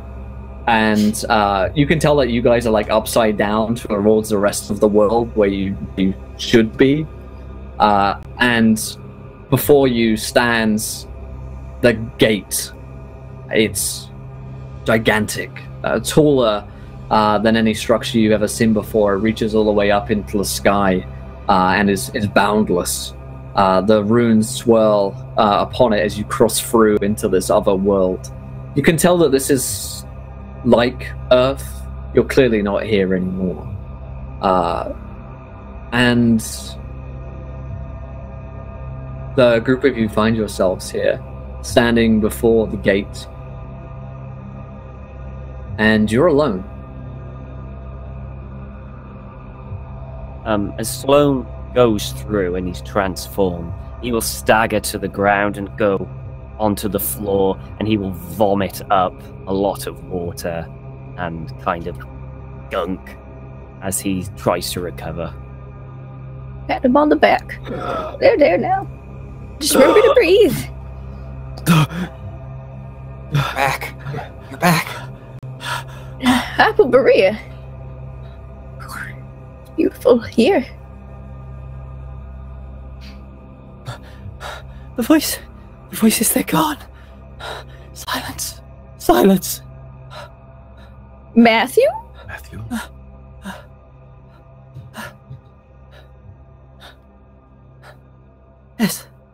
Yes. Father Carmine wraps him in a huge hug.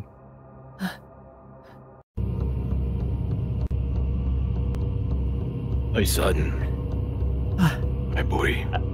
And Matthew will hug him tighter than anything he's ever hugged before. I don't... We must continue. We must finish. We must close the gate. Yes. Yes, we must. We do. We have to close it before the end is here.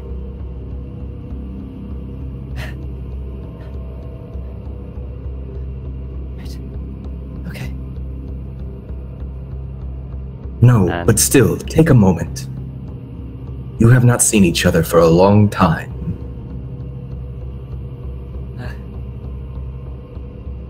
Yes.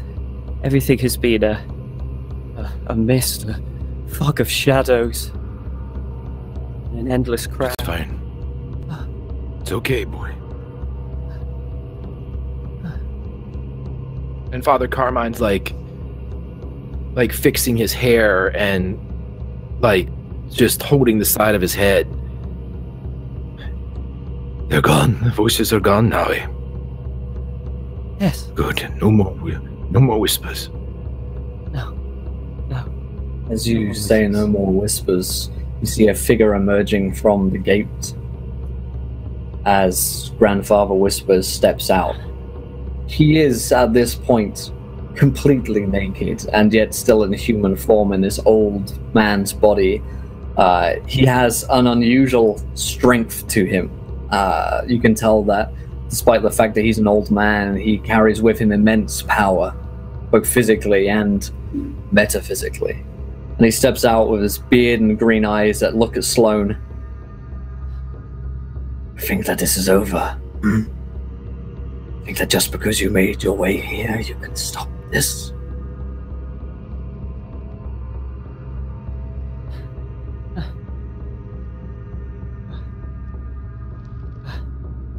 We must do it quickly. Quickly, yes. That's what Sloane wanted. Yes. There is no hope for any of you. You left behind the only person who had any power. You're all weak, easily manipulated, fraying at the edges of your own sanity. You don't even know who you are anymore. None of you. You hope to defeat me here. And yet you feel the need to stand against us yourself.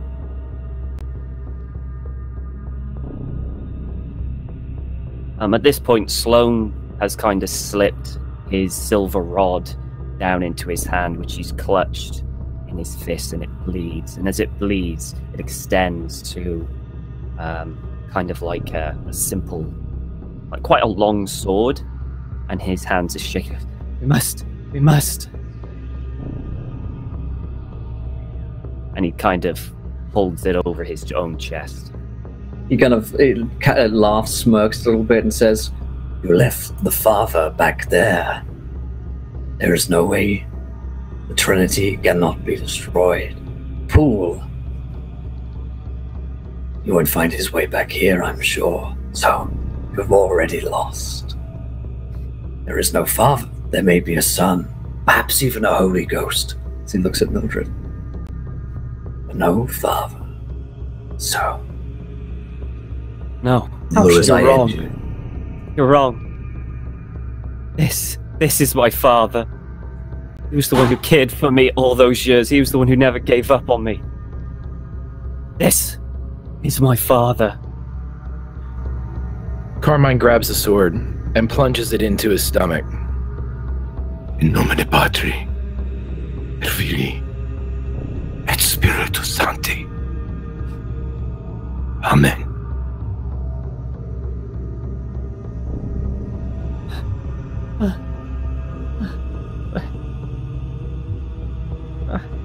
And I love you, boy.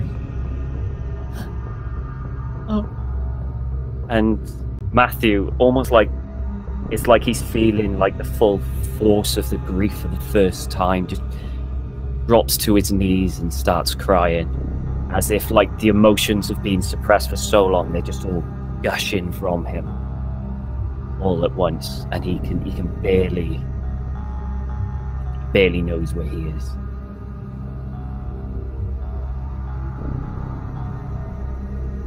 As Father Carmine has run himself through, falling down onto his knees, you'll watch as Grandfather Whispers looks confused. "Fools. Think even now that some sacrifice will stop me. God, I created all of you. I can destroy you when I decide." At this point, Father Carmine, as you find yourself almost ready to pass out, unconscious, you see before you the ghosts of your sons. And you see boys. And they say, almost in unison it seems to you, Father Carmine, no one else sees this, but you can see them. "Father, it's almost done. Son, the Holy Ghost as well."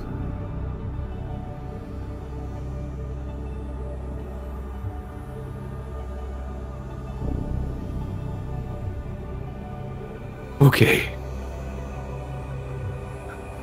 All right. Let's go home. Take us home, Father.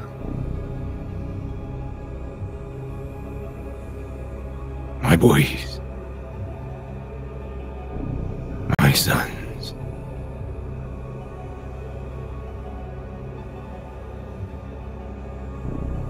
He's gonna... I hate to say this, but you cut out there and I don't know what you told me to do. He said, "The Son and the Holy Ghost too."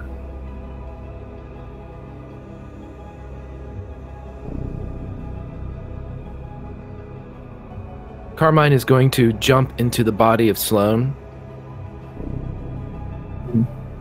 And he is going to hug his own body, pulling himself onto the blade. So Sloane does not have to feel it.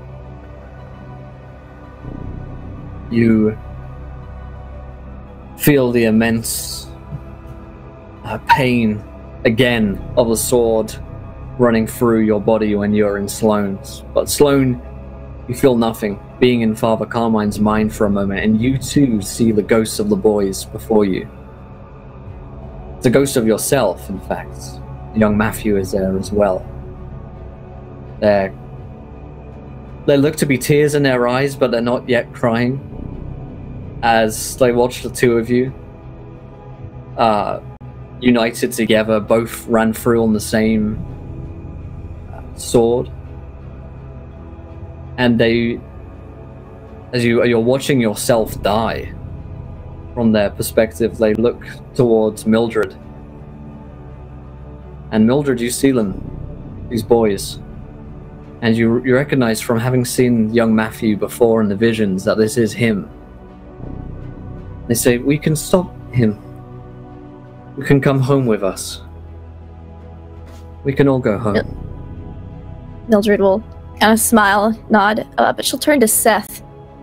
She'll kind of put her newly finished last scarf around his neck, tuck it in, say, now, remember, keep yourself warm, don't undereat, no more reading any strange cultish books, and I'd like you to have these, Seth.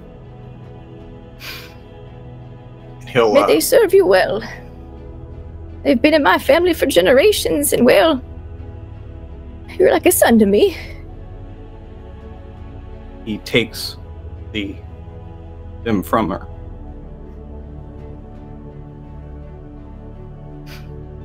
She'll come in and kind of just give him a hug. You've been kind to me when no one else would. Thank you for everything. Thank you for the cookies. But you should be. What? I'm putting the recipe in your back pocket as we speak. Thank you. But I can't take these. They should be with you. I don't think I can take them where I'm going. He slips them down by her side and slowly presses them in between her ribs. Slips them up into her heart. Clutching her all the time. There's a gasp from Mildred's the only sound she makes. She doesn't feel any pain when this happens, as you watch her die upon her knitting needle. And Yog-Sothoth, in human form, begins to smirk and smile. See, there is nothing that can be. And as you run her through on the needle and she gasps her last, Father Carmine and Matthew are holding one another on the floor, ran through by the same sword, collapsed into one another, with Seth and Lewis watching. You watch as the gate begins to pull in towards Yog-Sothoth. It seems to warp and almost hands being pulling into him and grabbing him, drawing him closer. No, this can't be. You are not the father. You are not his father. And as the hands pull at him, he is drawn back in towards the gate, which seems to be collapsing down around itself and almost imploding. Its energy being sucked into itself. As you watch as Grandfather Whispers looks at Sloane for one last time and says, "You were perfect." And he is gone. Seth and Lewis, you stand there. What do you do? Lewis will come up to Seth and put a hand on his shoulder, still covered in blood, his own blood, and give him a squeeze. You did the right thing, Seth. You did the right thing. Yes. Doesn't feel that way. Yeah, I know. Sometimes doing the things we have to do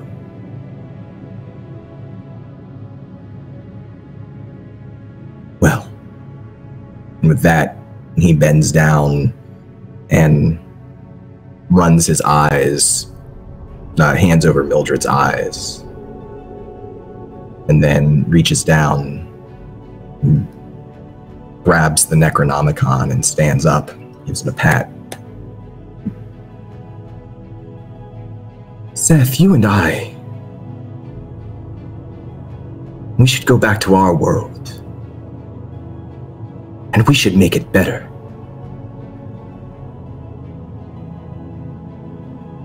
Partners. We could make it better, couldn't we? Both of you hear something. I'm afraid I can't let you do that. You turn, and you see Poole covered in blood. He's missing one eye. His face has been torn out. Part of a sword tip is close to his heart, and he is just dripping blood, covered in filth. And he sways as one hand lowers the revolver towards the two of you. Afraid you can't do that, because I've got to go. Now that old granddaddy's gone, I just need that book one more time. Get me out of here. Hand it over. Or else. Seth looks at Lewis as he kind of has his back a little bit to Martin Poole. Looks down at Lewis's shotgun. Seth slipping his hand into his own Art of War. What do you say, Mr. Delgado?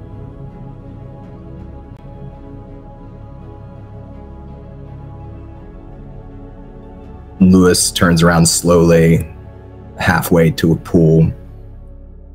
Martin, the devil, Lucifer, whatever your name is. I have served you my entire life. You know what kind of man I am. But I can't help but look at our position here as a chance for a new beginning. I see all of this potential in the world, and I can't help but want it all. And he'll turn and try to fire his last shotgun blast. And in the same moment, Seth pulls out his Derringer and fires his gun as well. Now I know we're all going to use all of our nat 20s here. Yep. Because Yes. we all know that this is a Butch Cassidy and the Sundance Kid moment, as everyone is going to fire simultaneously. So, here's what's going to happen. I'm going to roll a d2, and I'm going to see which one Poole is going to shoot at. One is Lewis, 2 Seth. It had to be. His oldest servant, Lewis, he, as you turn, fires towards you. And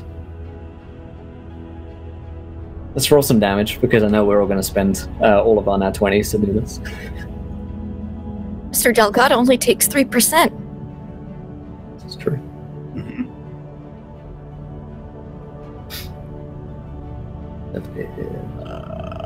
I'm going to do my 2 attacks. 13 from my 2. Not that it does anything. 30 from Lewis. All right. Roll.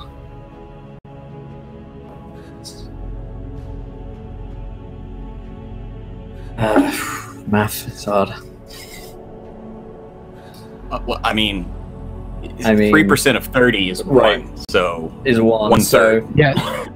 It's 1 point for every 30 points of damage. right. Yeah.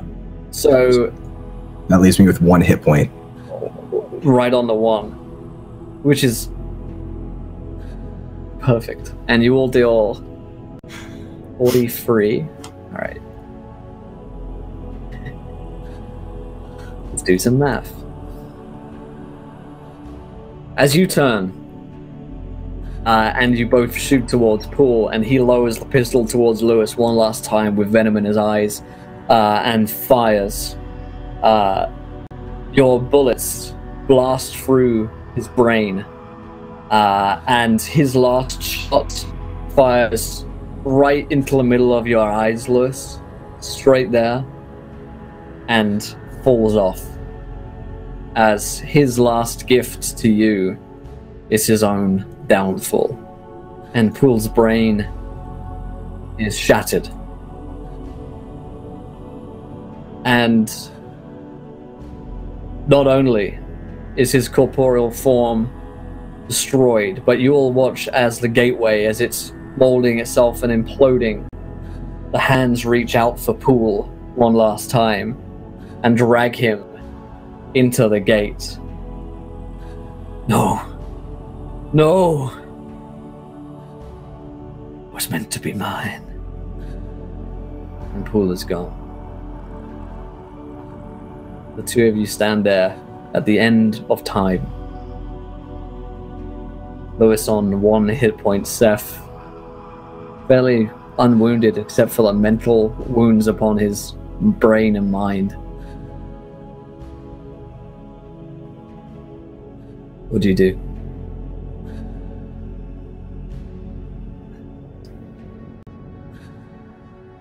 Oh, I could really go for a bite to eat right now, Seth. Yeah, me too. I'm rather hungry. Maybe I'll make us some cookies. Mildred would have wanted that. I always did love Mildred's cookies. Rest up here, or he looks around. Is there any kind of doorway or anything that looks like it might take us back to our world, or just the opening is behind you still, which Poole created. Oh, first thing we should do is go to New Orleans, you and I. Equal partners in whatever ventures are to come. All your books can come too. Maybe we'll build a library. Yes. What about that? Motioning towards the Necronomicon. Well, if we're going to build a better world, Seth, we're going to need tools. Yes, tools. Let's see what we can build. Sky's the limit. Now that there's no Martin Poole, his grandfather whispers business is over. Brand new world. Brand new indeed. Let's go. And he motions for Delgado to start heading towards.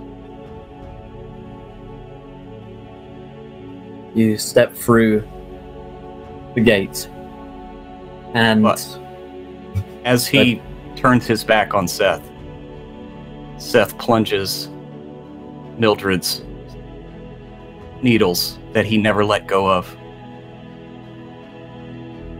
in Delgado's back and reaches down gingerly to take the Necronomicon.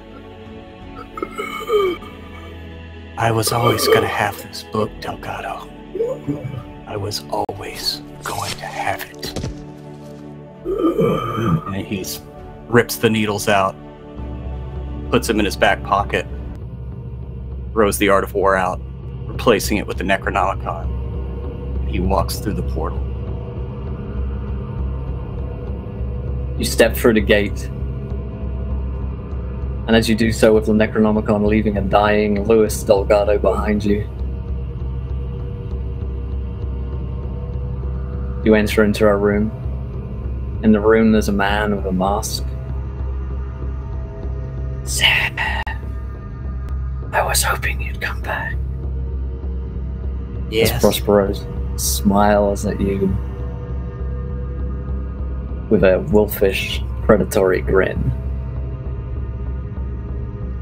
And that's where we're going to end tonight's episode of Call of Cthulhu Doors to Darkness. And of course, that's where our season ends.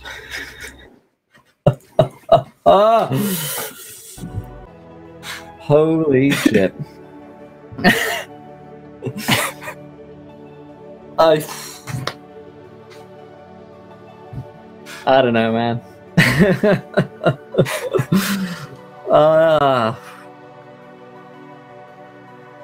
That was a finale.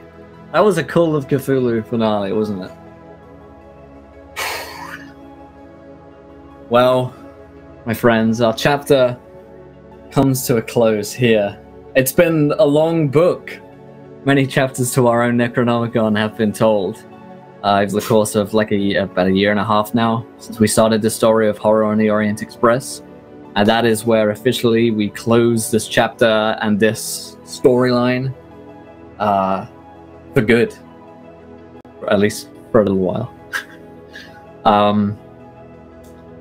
I don't know what to say. I had literally one word written down for tonight's prep notes, which was Poole ? I think that's all I needed. And I think my notes did me well there, because man, that was good. A round of applause, please, for my players, everybody. We had some hype and some love there in chat. You guys have been amazing. It's there. How fucking good was that? That was fucking dope. And that was it, man. We finally got him. We finally fucking got him. At the end of like a year and a half of trying to get him, thinking we got him for a little while. So in the end, you guys did it, and it was amazing.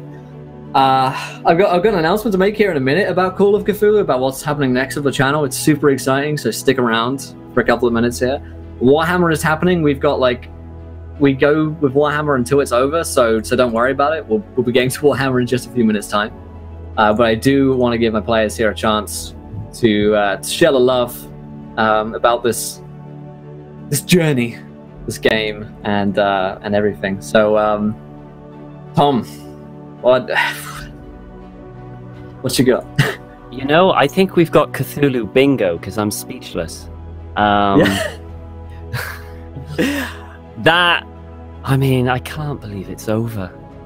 I mean, it has been an absolutely incredible journey from the very beginning, through numerous characters to this point, and what a way to end it. Pruitt, you diabolical fucking genius.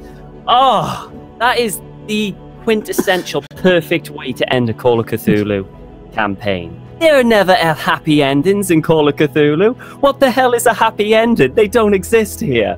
Bittersweet, you know? bittersweet. It's bittersweet ending. Oh, unbelievable. And it's just, Sloane turned into possibly one of my most favorite characters ever.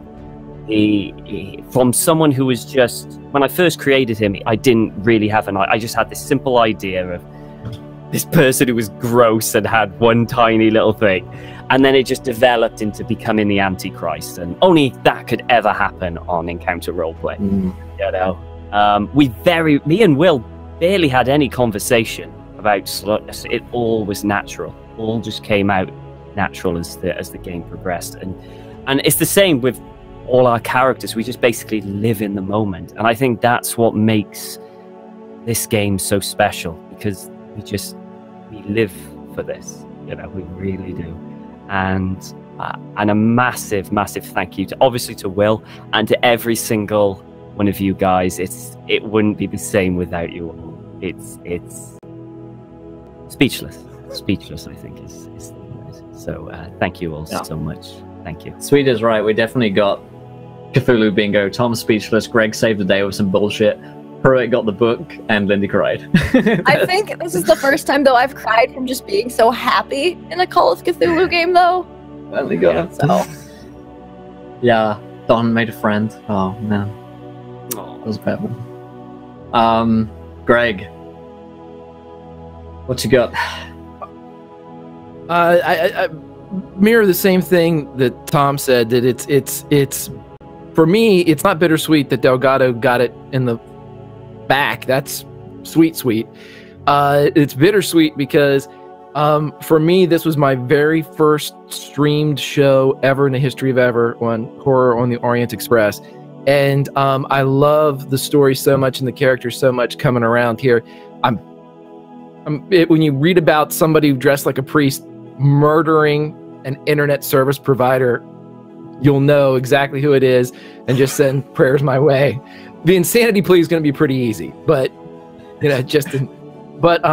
it was absolutely just the best. I will think about these characters forever. All the different chapters of the Necronomicon book that Will says that, we are a part of here. They were all vastly different, all had vastly different relationships.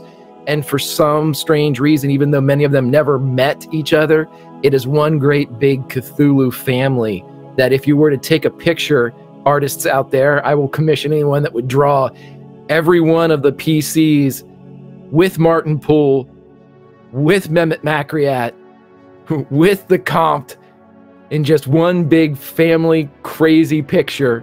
That would be the dopest. But anywho, I couldn't be happier to be a part of this.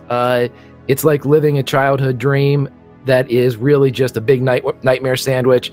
But I'm here for the duration. I still have one sanity point left. I'm going to save that for the provider. I'll see you guys later. Lindy. I'm so happy, Will. That fucker's finally dead. I have been waiting a year for him to die. I've pseudo killed him twice. I'm so happy. That's my takeaway. At the beginning of the day, I woke up and I was like, you know what? I don't care if we lose the world. I don't care if Yogg-Sothoth wins. As long as that fucker Martin Poole dies, I will be happy. Everything else is just a bonus. But if Martin Poole's death was my main goal. Full disclosure, I was sad when he died. That's it. I was not. I cried tears of joy. Tears of joy. Pure joy. So happy. But oh my gosh, I'm so excited. This has been an amazing story. Again, with what Tom and Greg have said, it's just been amazing. This has been the wildest ride. You guys, yes, our characters are a Call of Cthulhu family, but you guys are my legit Call of Cthulhu family. I can't wait to send all your scarves out. Greg's wearing his. It's just, oh my gosh, you guys are the best. And I can't wait for whatever next is in store. You guys have also been amazing. And I finally got to read the Necronomicon and so many good things happened. And I also thought Seth's betrayal of stabbing Delgado in the back was very appropriate. And it didn't really surprise me that much. But I can't wait to see and theorize what Seth and Prospero do. Because it's got to be better than what Martin Poole's done. Just because I hate him less. So I love it. I love it so much. Thank you guys so much for this amazing, amazing story that we've made together. Thank you so much, Lindy. Oh, Don. I almost pulled it off. I got real close with the Necronomicon. I was almost out of that portal. I felt it too. I felt it. I almost asked to roll a psychology check, but then I was like, no, he doesn't deserve to win this one. I loved this season. I love playing Luis Delgado, way outside, other characters that I've played in Call of Cthulhu. And I've enjoyed all of them, and I've enjoyed every single story. Man, these Wednesdays are just the best time, and I can't say anything that everybody else hasn't already said. We all feel the same way. This is something special, and that we're part of something special, and we love telling these stories together. I chat too. Not so much of what happened this season and what happened today couldn't have been possible without chat contributing to the story and sending us their love. And that's fuel for us. So I thank you. And thank you, Will, for being just crazy. Just having the craziest fucking ideas and making it so great, and letting us, tell a little bit of our stories too and get a little crazy ourselves. It's all amazing. And I feel very grateful to be here. And I will say, Lewis, even though he died, his last couple of thoughts, blend of betrayal, feeling betrayed by his only friend Seth, would at least think to himself, well, now that Martin's dead, at least my soul isn't damned for eternity. At least maybe he has something. We'll see. Absolutely. I'll think about it. Oh, Pruitt. Yeah, that just happened. You know, I'm gonna throw my all of my praise and love on the bus that has already been filled up by everyone else here. You know, the culmination of so many disparate factors. You know, we have these 6 people, and then so many people in chat all coming together and throwing their little piece into this beautiful recipe. And what we baked up today was just about the best batch of story cookies that I think I've ever had. To go ahead and bring that analogy back around, I absolutely, probably one of my favorite moments ever thus far in this is Lewis and Seth turning around Pulp Fiction style and blasting Martin Poole's ass straight into eternity. That moment of just like, finally, fucking finally. And because of it, Seth now realizing that there's nothing standing in the way. Because until that happened, I would not have done that. If you'd let Martin Poole just never come back, I would have walked through that door with Luis Delgado, knowing that Luis still has, who knows what happened to Martin Poole. But anyway, I can't wait till what happens next season. I don't know. The journey thus far has been amazing. Chad, thank you so much for being awesome. And yeah, we love you. Yeah, you guys on chat have made this, not only this season, but I think every single season of Call of Cthulhu just 10 times more incredible. Trying to keep up with what you guys are throwing at me is crazy, but it's the best kind of crazy. It's the best kind of Call of Cthulhu crazy that one could hope for. The viewer decisions, amazing. The support and the love of so many people turning out and watching these shows is awesome. There were like 30 people in chat just waiting for the show before we'd even started streaming today, which was awesome. 4 people had seen the tweets and stuff like that. So it's been a real honor. It's been like a shit ton of pressure as well. I've been really nervous about doing the show justice because there's so much that people love these characters and the stories and the villains and trying to do it justice. But you know, I was worried about it beforehand. As soon as we get playing, all of that just disappears and it's us telling the story. And the best part about these stories is that I don't know what's happening, they don't know what's happening, no one really knows what's happening, and yet something amazing happens every single time, and I'm not quite sure why that is, but there's something magic about the group. There's something magic about the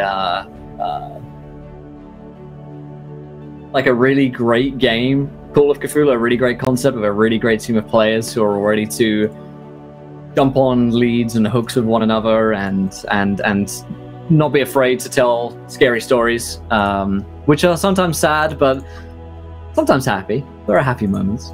It's just the greatest honor to DM for a group like this. They make it easy.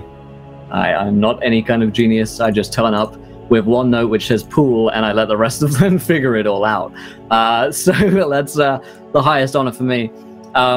This all started back in Horror on the Orient Express sometime in 2017, early 2017, with this crew. Pruitt joined on a little bit later, Don joined on a little bit later, but that's where it all started, this kind of narrative and this story. I want to play a little bit of Horror on the Express, episode 1, just for like a minute, just so we can all have some feels and some memes. And then I want to make the announcement for what's happening next season so you guys can see where we've come from to where we are. So I'll play this for a second. You guys in the call can probably just watch on Twitch in for a second. And yeah, this is what things looked like when we started this journey.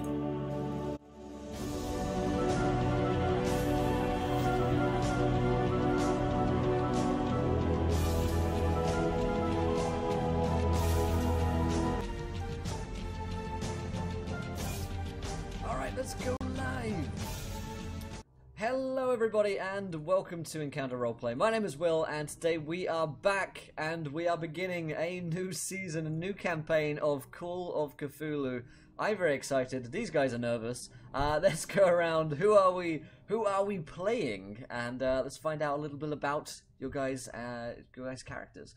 Let's start up top with Redundant. How's it going, man? Yeah, not too bad, thank you. Not too bad. Going pretty well. I will be playing a young aristocrat called Harvey Hiddleston. Basically, his father is a very, very, very wealthy man. And, however, he's not staying home. He wants to leave home for certain reasons. He's not particularly happy with his current life, so he wants to... Excellent. Cool. I'm sure we'll discover more about that soon. Fantastic. We've got Greg back today. How's it going, Greg? Oh, you, there you go. You're muted on Zoom. Let me unmute you. There you go. Okay, thank you so much. No, I am doing well.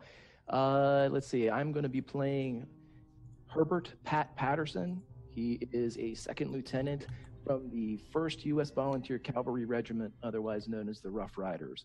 He is a veteran of the Spanish-American War, and this is his first time in London or the continent proper. Fantastic. We have Lindy back today. How's it going, Lindy? Doing pretty spiffy. I am going to be playing Nancy McDrew, a Scottish girl who's been living in London for a bit and is a private investigator who wants to eventually join Scotland Yard. Nice, cool. And we have Haley back today. How's it going, Haley? Great as always. Fantastic. Yeah. So today I am playing Evelyn Goodwin, a Texan-born, lovely little librarian lady. Now recently moved to London and is going on a train ride. Going on a train ride.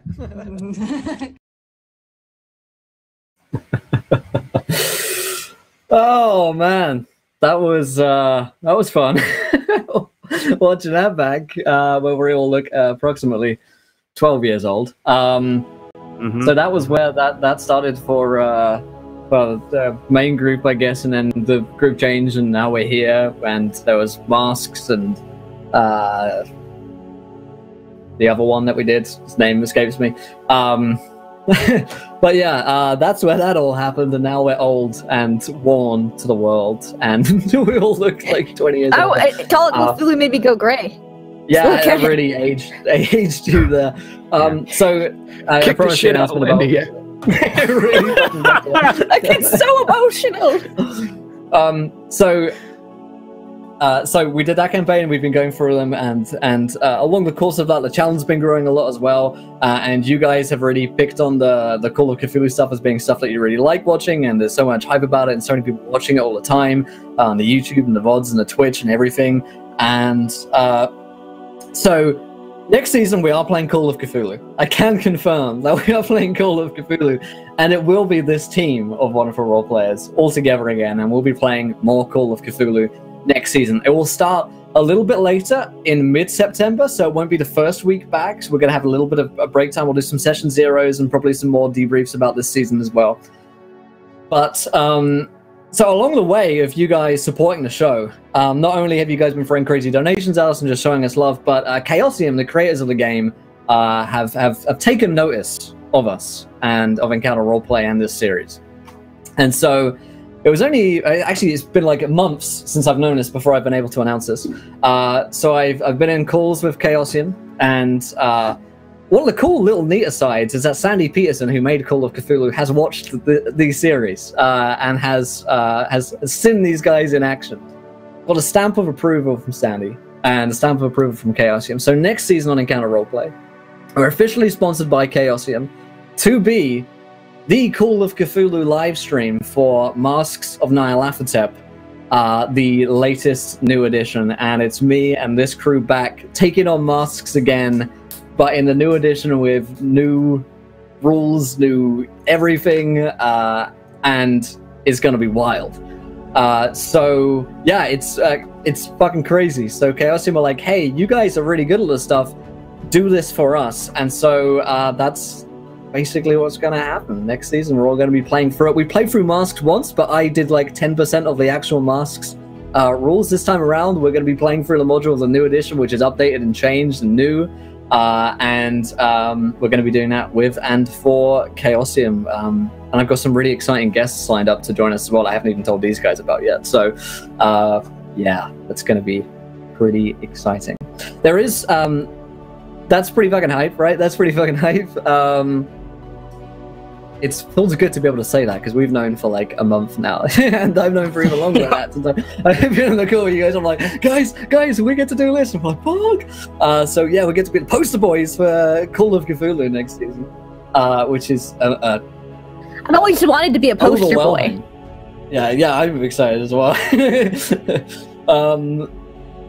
Which is just fucking so cool because it's like a dream come true. Like we started playing this game, we're like, oh no, this Call of Cthulhu thing is kind of cool, and now the people who make it are like, you guys, yes, you guys are Call of Cthulhu now. So it feels amazing. It's a huge dream come true, and just awesome. The one little sad thing about it, which is why it's been a little bit bittersweet for us as a team, for me as well, is because we're doing this with Chaosium and for Chaosium as like the official series. We're starting again.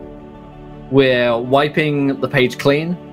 We're setting aside the 1.5 years of this story, and we're saying this is, chapter 2, if you will, but a new book, new characters, new canon, new villains, pretty much new everything. And that is because there are going to be a lot of people who haven't watched these series before who are going to be joining in from Chaosium. And because it's the sort of official one, we want this to be something which is easily accessible by people who haven't watched the season before and these shows before, because there's going to be a lot of new people joining in and watching them from Chaosium. So that's the bit that's sad because we're closing that book. But at the same time, all good stories must come to an end. And this next one's going to be good as well. So it's exciting because you guys get to start a new journey with us, with new characters in a new world, and start this process all over again. There sure will be. There'll still be all of the crazy shit that you guys are used to doing. I'd fangirl scream in your ear if I could, Latu. Thanks so much. Yeah. All of the same stuff that you guys are used to seeing is going to be in effect. It's just that we're going to be starting again, and Chaosium are going to be helping us produce it. So I'm super excited to get a chance to produce this show. And yeah. We're not using the pre-gen characters from Masks. We're actually creating our own characters. So fear not, there will be crazy characters as per usual with these guys. You can expect. I never make crazy characters, Will. Well, okay. So... we're winding back the clock of time, my friends, and we're starting again. So that's the news. And there'll be a trailer out soon, and more announcements coming soon, more details. And we'll be doing Session 0, so a lot of the questions you guys are firing at us will be able to answer over the next few weeks. So excited, super ready for it. Sad to close this chapter, but excited to open a new one and see where the Necronomicon leads us. Any last words, my friends, before we go to the Warhammer finale here? I know we've ran over a little bit, but it's all good. I can't wait till next season. I can't wait. I'm so excited. Even better. Yeah. Amazing. 'Cause again, it's just the second book of the series. We finished book 1. We're going to write book 2, put that one on the shelf. So excited. You guys are the best. Thank you, Dave. He says, congrats, guys. I raise a Coke to you. And after Lindy raised the bar this year, or this season, we all have to catch up. We're all cosplaying this next time. Core. Oh, man. Well, friends, lovers, countrymen, that's where we're going to end tonight's show of Call of Cthulhu Doors to Darkness. It wouldn't be Call of Cthulhu if Greg didn't disconnect right at the end. It's been a wild ride. Exactly. It's been a wild ride. We can't wait to share the next chapter with you next season. We love you, and we're going to go to the Warhammer finale. Until next time, for the last time, for a little while. Try not to throw too many nat ones because we want to be there laughing when you do. Good night, everyone.